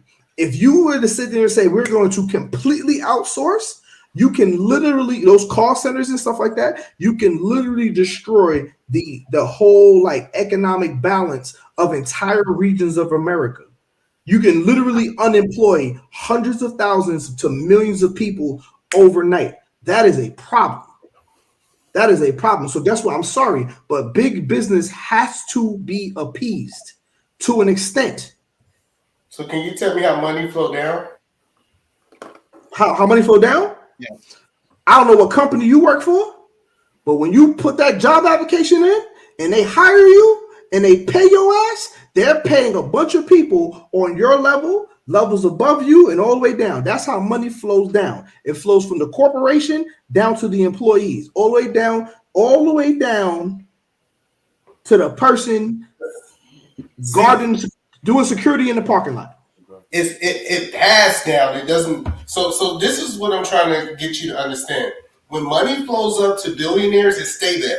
They don't go back and spend it. That's how they kind of retain wealth. It goes up and it stays there. That's called the transfer of wealth. It's called the transfer of wealth. But so, see, this is a semantical conversation, though. It is because I guarantee you, Deuce is going to understand. I can't help yourself, boy. You can't let me finish. Go ahead, Wes. Oh, dang it! Sorry, man. The thing is, we all agree with the. He muted himself. I'm sorry, man. We agree with the transfer of wealth. The American, like workers of the world got robbed this past couple of years. Okay, I genuinely believe that happened. This massive transfer of wealth. People that don't actually understand. The people that use Robinhood every day that don't actually understand how the stock market makes money. A lot of people get robbed. But I think it's a semantical argument where you are both, in fact, right. You're defining these things in different ways. Yeah, but I'm going to be honest, though. The way Deuce defined his, it didn't make no sense. I think E was on the money. Just on the about how money flows down. Yeah, the ebony essence and all that, like that kind of threw me off. But the way because the ebony and ivory of it all. Yeah, it's the ebony and ivory of it all. Shout out to the song. I never said ebony. I never said ivory. I said it's a goddamn thing about on song. Ebb and flow. Look, you do a job, you get paid. That's money moving down. But again, E-Man asks a very solid question. I'm gonna let you rock. E-Man asks a very solid question. He asks, explain how money flows down. He gave his critique of it, but then E-Man explained how it went up. So E-Man, do you mind explaining how it went down? It doesn't go down. What happened? The reason it doesn't go down is because most employees they're broke the day after paycheck. So it just went through them. It goes through them, not down. The flow into a direction, it must stay there, right? If we say heat flows where? To the building. Right? Just because the heat is by your feet doesn't mean that it's going to stay there. That means that was the route that it had to take to get to its final destination. It's not flowing down. It is passing through. It's a difference. So the point that I'm saying is that it is what a lot of people that don't have means have thought that it's like, yeah, money is flowing to me. No, it's going through you, so it's not technically coming to you. Did that make sense? Or is that off? Let me pass it to Wes. That makes sense for me. What about you, Lee? Lee's muted. No, Lee, you there, bro? Yeah, I'm here. I'm just listening. Go right ahead. I'll add something here at the end when you guys are done hashing this out. I think they're done. We're gonna jump on you, and then I had like 2 more things to. Well, I want to point one thing out. I agree with E on this because the only way to extract wealth from a person or an entity is through fiat. So they get a job, they earn money, and that goes back in. They buy things and goods and stuff like that. Then they're outpriced out of them. It goes right back to where it came from at a higher cost to them, not to the ones above. Hence why you have Gates owning most of the shit ton of farmland and stuff because they own real hard assets. Whereas if you got cash in the bank, you're a fool.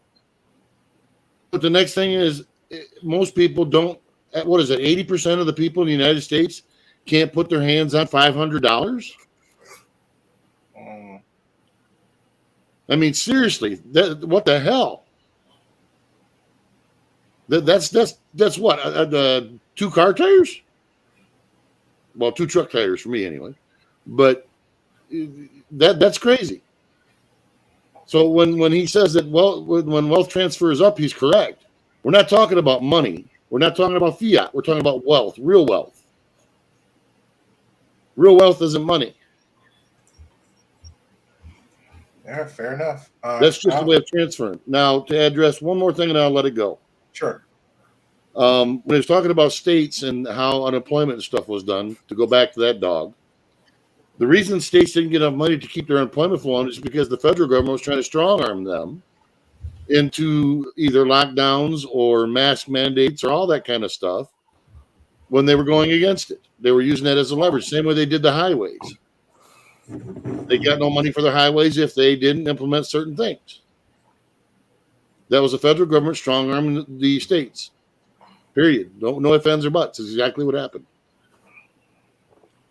Fair enough. All right, I got 2 questions. So just to get these out the way, because this was like on my mind for a hot minute. So with all that been said, was the jabs, and this is for the chat, was the jabs was worth it? And was the mask was worth it? No, so no jab, no mask. It didn't work out. I think the mask was worth it. I know a lot of people might disagree with this. I think it's I didn't have to smell a lot of people bad breaths. I was thinking that. Another thing is a lot of ugly people got spouses because they got to know their personalities before they seen their face. Congratulations on your marriage. So it's just I think it had its benefits. I think the confidence in the mind, people believe that they work. They said, what's that? The placenta effect. I think that works. Placebo, not placenta. Oh yeah, that's what my wife just had coming up. Yeah, okay. Can I ask you one question there, though, E? Yeah. Does belief equate to effectiveness? Yeah, I agree. No. Well, we see it with religion all the time. People believe. Hey, come on. If you believe that if I hit you in the head with a hammer, it's not going to hurt, what's the truth of the matter if I hit you in the head with a hammer? That's not critical. No, let me tell you why he's wrong. No, it's called racism. Well, okay, yeah, but he's wrong because Black Hammer. Call it hate crime. No, for real. Monks have proven that you can do mind over matter. Right? Yeah, but we'll hold on here though. Back up. Yeah, no.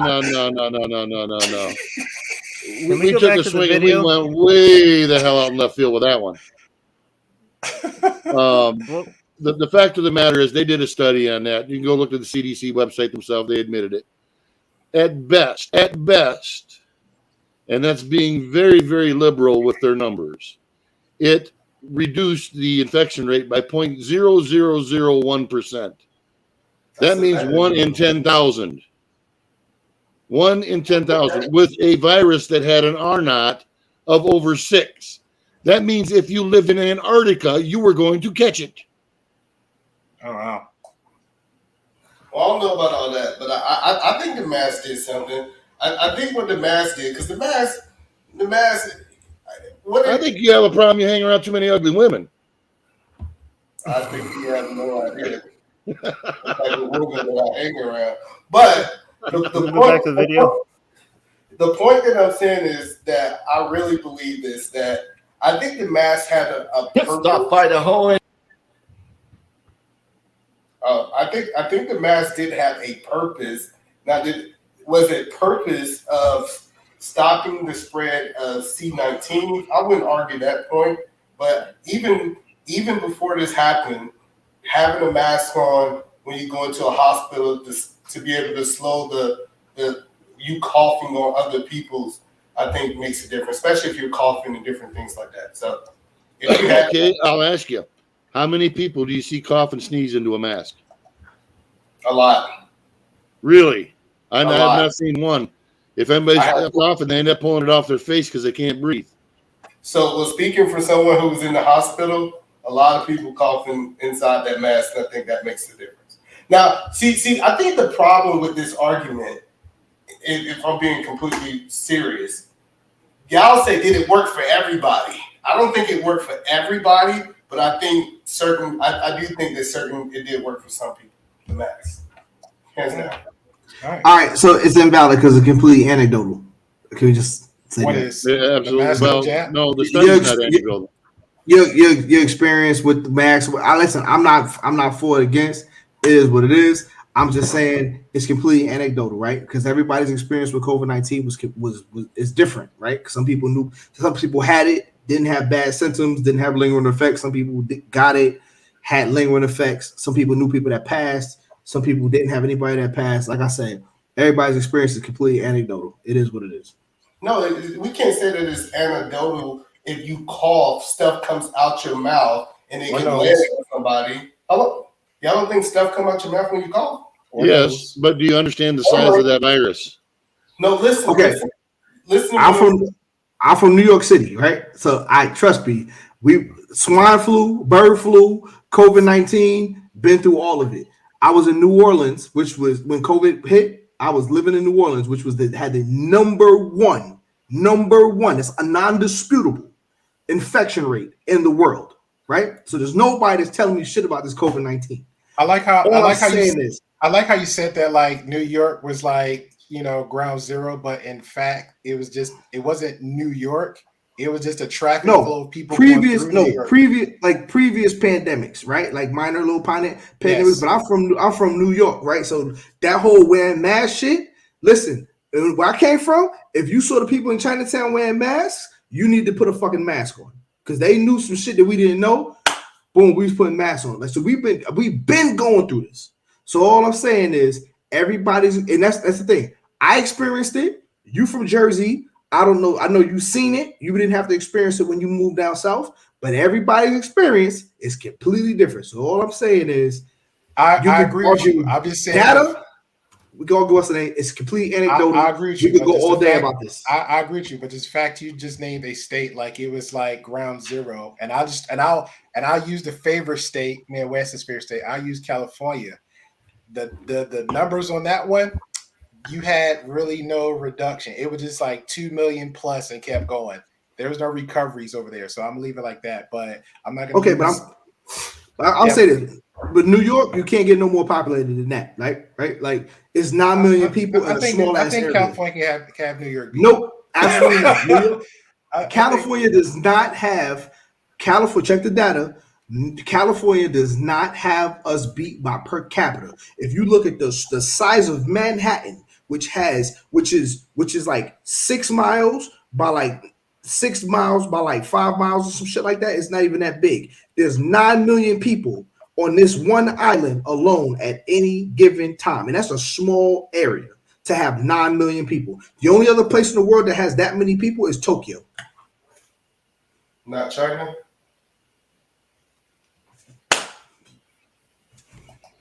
So I ain't trying to hear nothing about no damn Alabama. I ain't trying to hear nothing about Atlanta. I ain't trying to hear nothing about Mississippi. I ain't trying to hear nothing about fucking Wisconsin. I'm not trying to hear nothing about nothing. You know, you do realize that the states that had the least amount of loss were the ones that had the least amount of shutdown. Wait. When you talk about least amount of loss, don't get it twisted, right? Because everybody try to use that word per capita. That's not a good capita. Per capita is not good. Least amount of loss. Well, yeah, because everybody always try to use the word per capita, right? And that's per like 100,000. So the reason why, like New Orleans, right? If you look at it, they were only the number one infection rate per capita. Their numbers weren't really high, but it was like, okay, that's 10% of your population. So if 30,000 people are in the hospital, when you have a population of 300,000 people, 10% of your population are in the hospital at one time. Hospitals, your hospital infrastructure cannot support that, right? But New York, for instance, right, is 9 million people. So 10% of that is 900,000. There's not that many hospitals in New York that can support that, right? So that's why everybody uses per capita, because they use it per 100,000, not the actual number of people, because New York actually had a higher number of infections than New Orleans, but the per capita rate in New Orleans was higher because New Orleans had a smaller population, if that makes sense. So that's what I'm saying. You have to understand statistics, and you have to understand the words that they're using and so why they're using what those words mean. Or death rate. Shit, I don't know about death rates. I don't know about death rates. First of all, infection is natural. Like I was stating earlier, 380 trillion multiplied by 7.5 billion. Viruses are completely natural. The spread of viruses are unstoppable. Everybody got infected. Yeah. Well, not me. I ain't get infected. I moved. I stayed my ass home. You got that German CV, huh? No. I was in New Orleans. I stayed my ass home. Everybody was outside in the streets. I was home. You got infected. You just didn't have the vast majority of people that were infected. They did not have symptoms. 380 trillion multiplied by 7.5 billion. It spreads naturally. You cannot stop it. I believe you. Gotta be All talking right, shit. I've been telling people. I'm from all New right, York. we'll close it out. E, what's your thoughts? And then we'll move on to the last and final conversation. I think just don't listen to Wes. Wes is crazy. Fair enough. Well, he is a plaid pill, so I don't know what that means, but you know. All right, so the final one that pretty much had in conversation, and we'll leave it as a closing, is breaking news with Elon Musk to appoint Donald Trump Jr. as new Twitter CEO after stepping down. I'm gonna play the video because I like the video and it did some good numbers in between TikTok and this. So shout out to this guy. Sounds. Elon Musk to appoint Donald Trump Jr. as new Twitter CEO after stepping down. Uh-oh. Twitter CEO Elon Musk has announced his successor as the head of the social media company after a poll revealed that more users would like him to step down from managing the day-to-day operations of the company. After cautioning users to be careful what you wish for, Musk has decided to hand the reins to Donald Trump Jr. after he vacates his position. Uh-oh. So y'all don't want me running Twitter anymore? Fine, let's see how you deal with this, he said during a Twitter Space session. Junior seems ready and willing to run the company. Oh, it's going to be lit, he told the smattering. Leftists had their collective panties in a bunch just because Elon wanted to create a level playing field for the political views. But now I'm going to go buck wild on this bird app. Is that raindrops or teardrops I hear?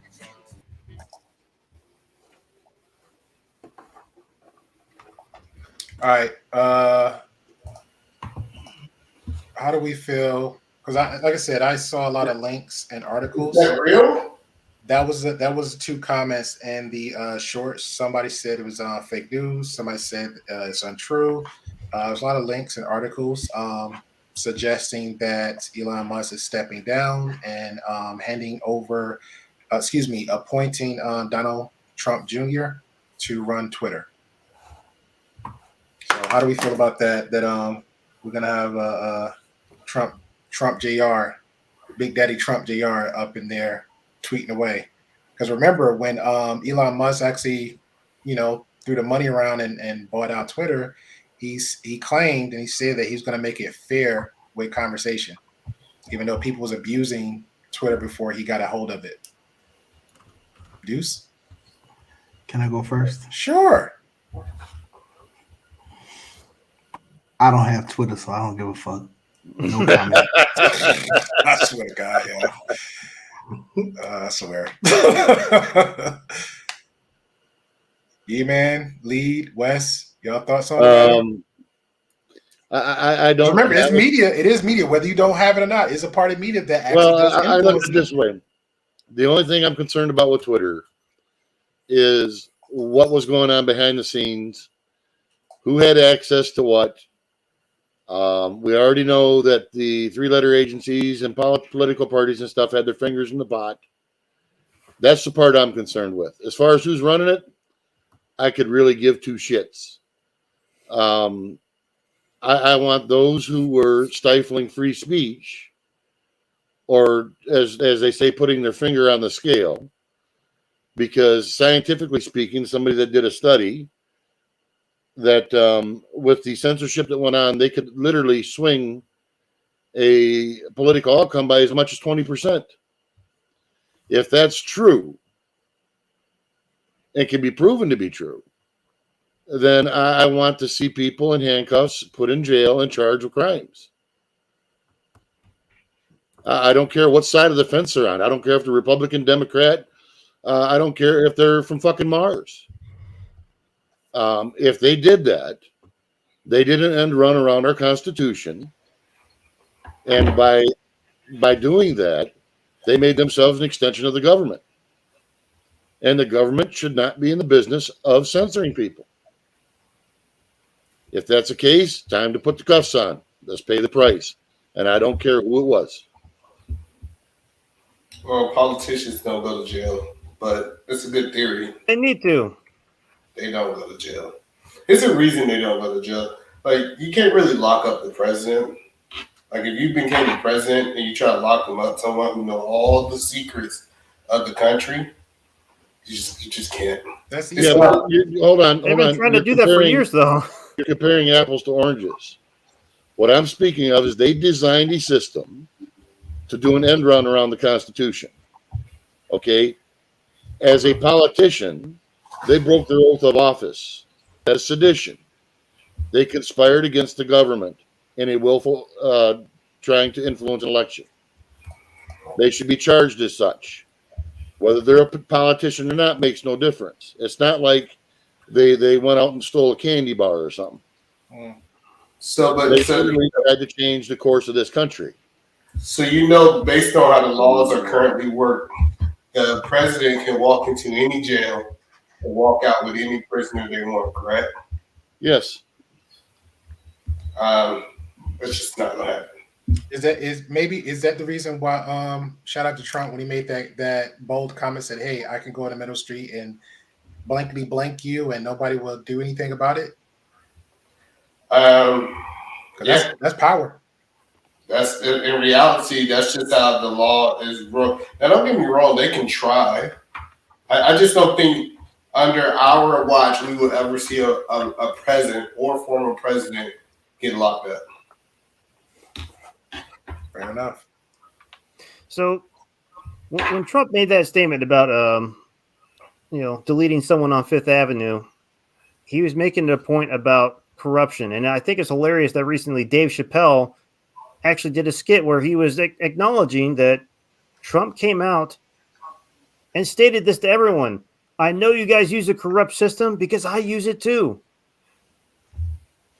He's letting you know the system is corrupt. I don't think he realized just how corrupt it was, which is why he was always surrounded by, very nefarious individuals while he was in the presidency. Now, as far as Twitter, I don't think Elon Musk is not actually appointing Donald Trump Jr. as CEO. That would be a conflict of interest. I think somebody posted that. Somebody else thought it was hilarious, and it just spread across the internet like wildfire. Elon Musk is stepping down, but this is not this is not 2 steps back. Elon Musk is going on to another project. He's just tired of this one. He's cleaned it up. He's got it moving in a better direction. He just needs someone to manage it. He's already released all the files showing with all the evidence of how the FBI was being used as political henchmen to shut down opposition. And this is something we've been seeing for years now. Through all those investigations on Trump that led to nowhere, it was a waste of money because they were fabricated. It was all fabricated. The thing there is to put in people's minds, well, we can just say he's under investigation and people will make the connection of guilty. No. Yep. That's the problem in this country. And this is and Twitter was used as that type of a weapon, as a weapon of information. How we fight that weapon of information is what we are doing right here, right now, which is why I love these panels. We're bringing back the public square. People are actually talking and disagreeing. Everybody's seeing how wrong Deuce is. Come on, laugh. I got you. It's Deuce. But anyway. Yeah. Oh, go ahead. Keep going. But we are the narrative. So they're trying to control the narrative. We are taking back control of the narrative by actually having conversations on things. But not at the level, I'm going to tell you straight up, not at the level we should be. And Gray can attest to this because my channel is 1 strike away from being gone bye-bye. Yeah. Not because I ever speak something that's untrue. Not because I do things that are nasty to other people. But because I bring the fucking goods and I bring the receipts and I bring the truth. That's why. So yes, these panels are a benefit, but we have a much, much harder fight ahead of us than most people realize. We sit on here and we actually self-censor ourselves without even realizing it. Oh, I know I'm censoring myself. Oh yeah, we all do. But look at how much Rumble has taken off. I've actually seen other content creators completely leave YouTube and go over to Rumble, go over to all these other spaces. These other spaces, look, they're still light years behind YouTube, but they're making a bigger imprint every day. YouTube used to be nothing. Remember, when YouTube came around, there was several other video sharing websites. YouTube took control. Now it looks like they might be fizzling out because they've turned themselves into the monster. I agree. Because definitely with Rumble has been more freer. You pretty much, not in a disrespectful manner, but you're more open to what the free speech is supposed to be over there at Rumble. Mm-hmm. So let me ask y'all a question. When in America we had the right to have freedom of speech? Say that again. Go ahead. Let me mind if I reframe that? Yes, you it's can. something that the freedom of speech has always been like a constant debate as to what constitutes speech. And this is one of those things that it's never going to be settled, which is perfect. It never should be settled. It should be a constant discussion of speech. So back in, was it 80s or 90s, there was a smut magazine. What happened? Who was Hustler. it? Hustler. I'm just saying. They were trying to yeah, go ahead. That was the worst way to reword my question, because you did not reword my question. Well, go ahead, Wes. I was just waiting for you to reword it. Go ahead. I was coming up with the challenges there.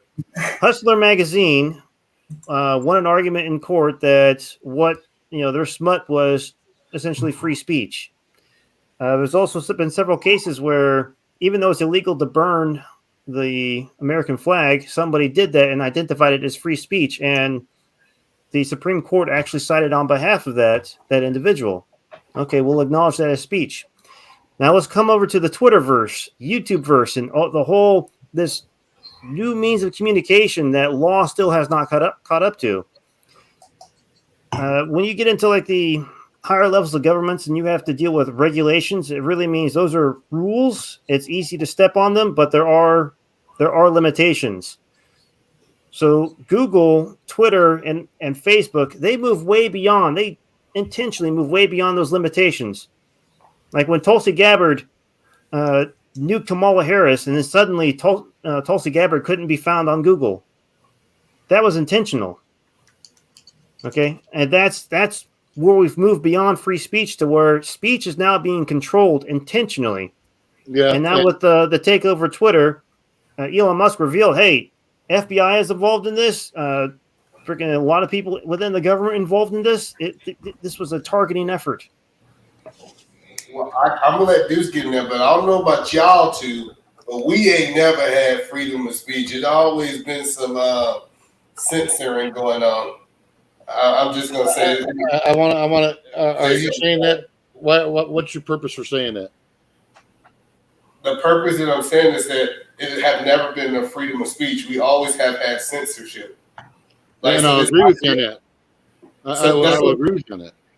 So the inside joke, in case you missed it, is when I said we, I was cleaning all five of us. I wasn't. And I'll agree with you on that. The caveat I have to that is we should be working towards. I speak a different language. I speak American, not English. The caveat we have to that is we should be totally working towards bettering that, not censoring more. And as far as the big tech companies are going, they can't claim their private property because they're under the 230 protections. Okay, they got that for the mere fact that they weren't supposed to be censoring. They weren't supposed to be editorializing. Now, that's granted. Are they supposed to take illegal stuff off their platform? Yes, for sure. But they were not supposed to be censoring speech if it was legitimate speech, and that's what they've been doing. I agree with that, but I think it goes also beyond too with just the speech part, because I think that it just and I'll leave it just that because I don't want to make it more than what it is, but just the freedom of speech part is pretty much just either your words can be heard, you voice your just even voice your opinion from then some up to now. And even with media, we see how many lies is either been told or misconstrued or manipulated. You literally have to go, if something was just right in your face, we'll use a newspaper. If the newspaper said, hey, E-Man is a trillionaire and he's white, everybody had to believe that because the news said it, right? But the real trained eye have to sit there and say, hey, let me go down a rabbit hole and dig for the truth, because newspapers, media, even the journalists, because it's a rare breed of real journalism. You really have to go down a rabbit hole just to get the truth. E-Man's not white. Absolutely. And damn sure he's not Elon Musk, and he's not a trillionaire. But what I'm saying is this right here. Do y'all guys have 9 to 5s? I do. Yeah. Most people cannot walk into their 9 to 5 and openly speak about the alphabet community. True. You only have freedom of speech on the things they say that you can talk about. It have always been that way. Like, if people say, well, it wasn't like that in this time and this time. It's always been some level of censoring. Like, you couldn't just walk in and talk about the president especially back in the day. You couldn't just walk in and just say certain things about government officials, the president. It was just completely against all rules. So yeah, absolutely. So I think now it's just been abused. Censorship has been abused, but it had always been here, in my opinion. Fair enough. To some level, message. Well, what? Just want to hear from me because he keeps pointing at me. He was at the wrong angle, sir. I was helping him out. No, bullshit. The way I'm looking at it, he's over here. So this is what I'm pointing at. Y'all gonna tell me he's over here? Is he over here? Yeah, he's over man, it's just like when you were in preschool. You got to go the other way. My bad. I didn't know. You make a good point. Go ahead, Lee. Censorship, to some extent, has always been around. But that doesn't mean that we sit and lay down for it either. We should be moving forward when it comes to actual free speech. And I'm not talking what they call free speech as in money or free speech and things, because that's bullshit. But what I'm speaking of is actual free speech. We should be able to have a discussion on here without fear of repercussions from our governments. True. Or from the platform itself. See, the platforms have learned. They say, hey, we gonna just completely remove you. We gonna own the platform where we can take you off. Like, we can't openly speak about the ABC community. We just can't do it. Right. It could be YouTube. It could be all these different places. It is a flag. I'd like to address that. Sure. So, and then we'll let Marcus have a question or comment, and then we'll close out. Go ahead, Wes. You can't show up at the end of the party and give the toast. But anyway, all right. So to some degree, you're correct. We're dealing with not quite semantics, but kind of a degree of censorship. When you walk into your workplace, your job is you're supposed to do that job. So typically, in most corporate environments, you're not supposed to have conversations about politics or religion or things like that. To some degree, you feel it out. You could figure out the people you can talk to, but you're not supposed to get in those. The conversations we get into here, you're not supposed to get into at work. That's a different environment. I'm okay with the separation there. But now, when it comes to YouTube and Twitter, like you're bringing up there, like we can't bring up the alphabet community. That's censorship, because this is where we can come and say whatever we want as long as we are not inciting violence. If we're coming up and say, well, I don't understand about the alphabet community, that should be allowed.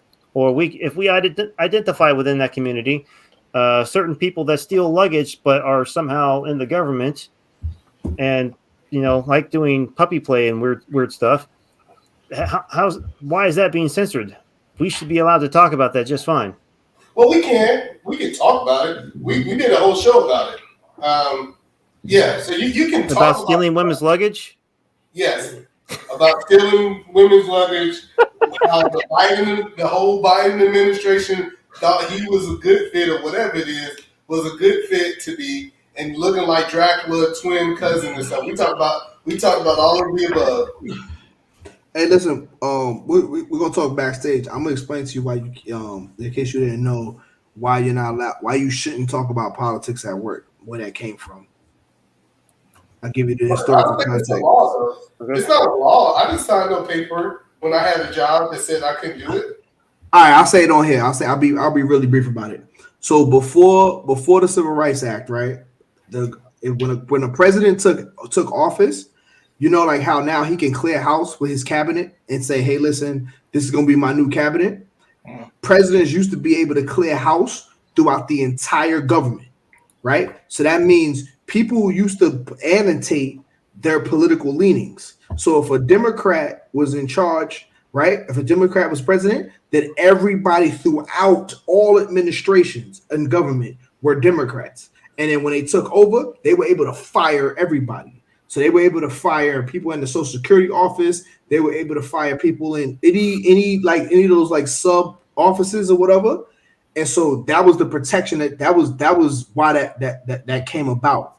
And so, you know, that came about because they didn't want anybody within any of the administrations of government working against the main body. And so that we've been finding that here, because now you'll be like, well, why is, like, for instance, from the veteran point of view, why is the VA so messed up, right? So why does it seem like, okay, why is the VA good under these administrations, but the VA terrible under these administrations? But it has the same VA administrator throughout the entire multiple administrations until they retire, right? And that's because certain people placed in charge who have political leanings can be leaned on by political parties and say, hey, be as ineffective. They can't fire you, right? Because they created certain protections where they couldn't be fired. So now they're like, hey, be as ineffectual as possible for the next 4 years. And then if that person gets reelected, be ineffectual for another 4 years. And then boom, as soon as a new president comes in, that's part of your political leanings.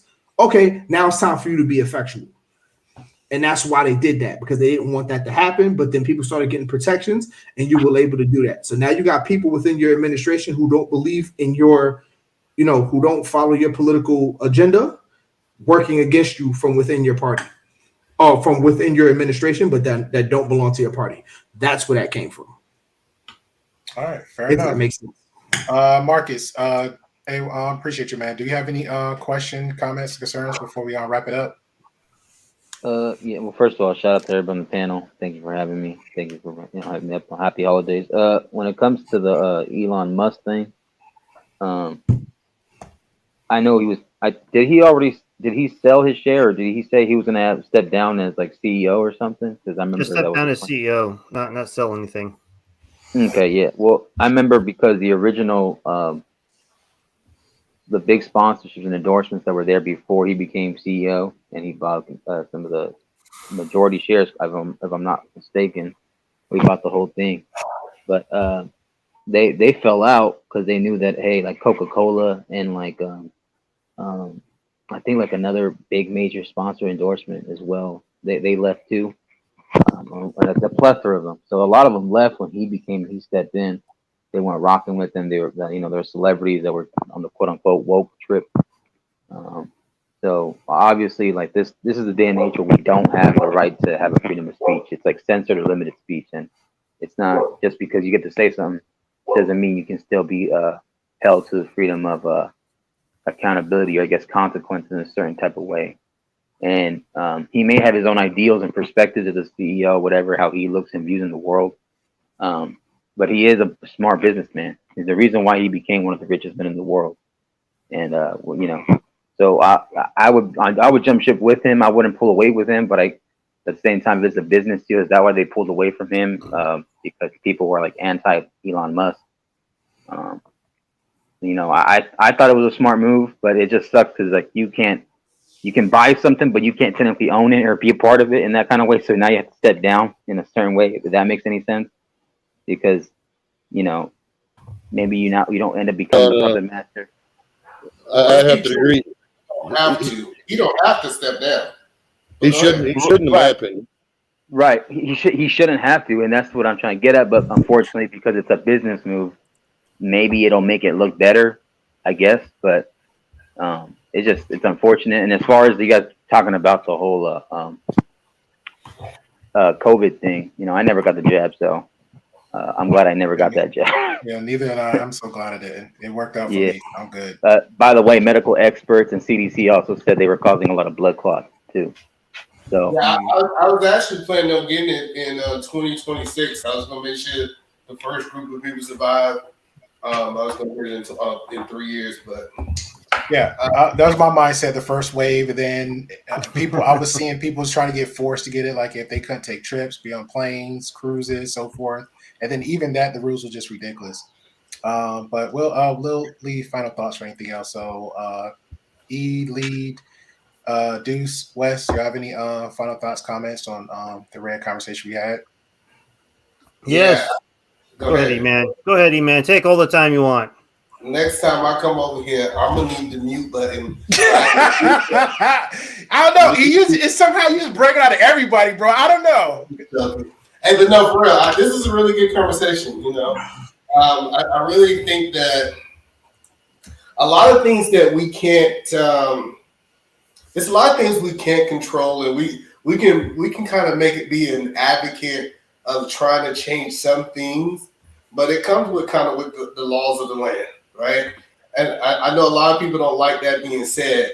We can fight back, but like any other thing, anytime somebody want to make change into a country, what they do is they implement it. People complain about it, then eventually it become part of the system. That's just typically how things work. Now, we can argue that it doesn't work that way, but a lot of people fought against slavery, right? And they said that they'll never go with it. And then guess what? We looked forward, we went with it. So I think you just got to be in a good place mentally that you know that the world is going to crap and hope you have a good belief system. So that's all I got to say. All right, fair enough. Marcus, what about you, good sir? Where's Marcus' face at? There you go. Oh man, shout out to the Great Pill Podcast, man. I appreciate you letting me on. It's a good topic. Shout out to Elon. I know people may not rock with him, but hey, man, he did something right. Shout out to West. Shout out to Toxic Twins Podcast, Deuce. Shout out to I think his name was the lead guitar man. And shout out to West, and shout out to E-Man. So I just appreciate you. Make sure you hit the link, like, share, subscribe, leave a comment, hit the Cash App.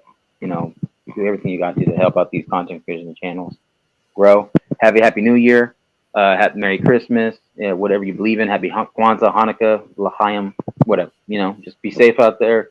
Don't drink and drive. Don't text and drive. Just had somebody, a friend of ours, lose a family member of theirs because of negligent driving and texting and stuff like that. So please be safe out there, and peace out.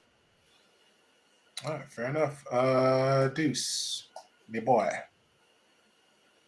Deuce, you there? You still sipping? Licking his wounds. That part. All right, so my final words is, no, I'm just joking. Lee, final thoughts, words. I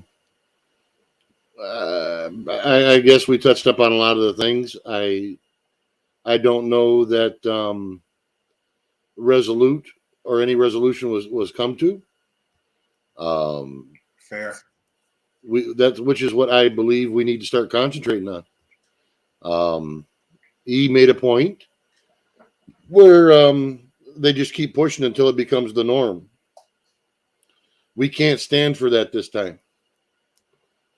What's happening now has way more ramifications than just a political party or it's not mundane, the changes that are going on. And there's just, I don't have enough, there's no hell I could point that out in a very short time period.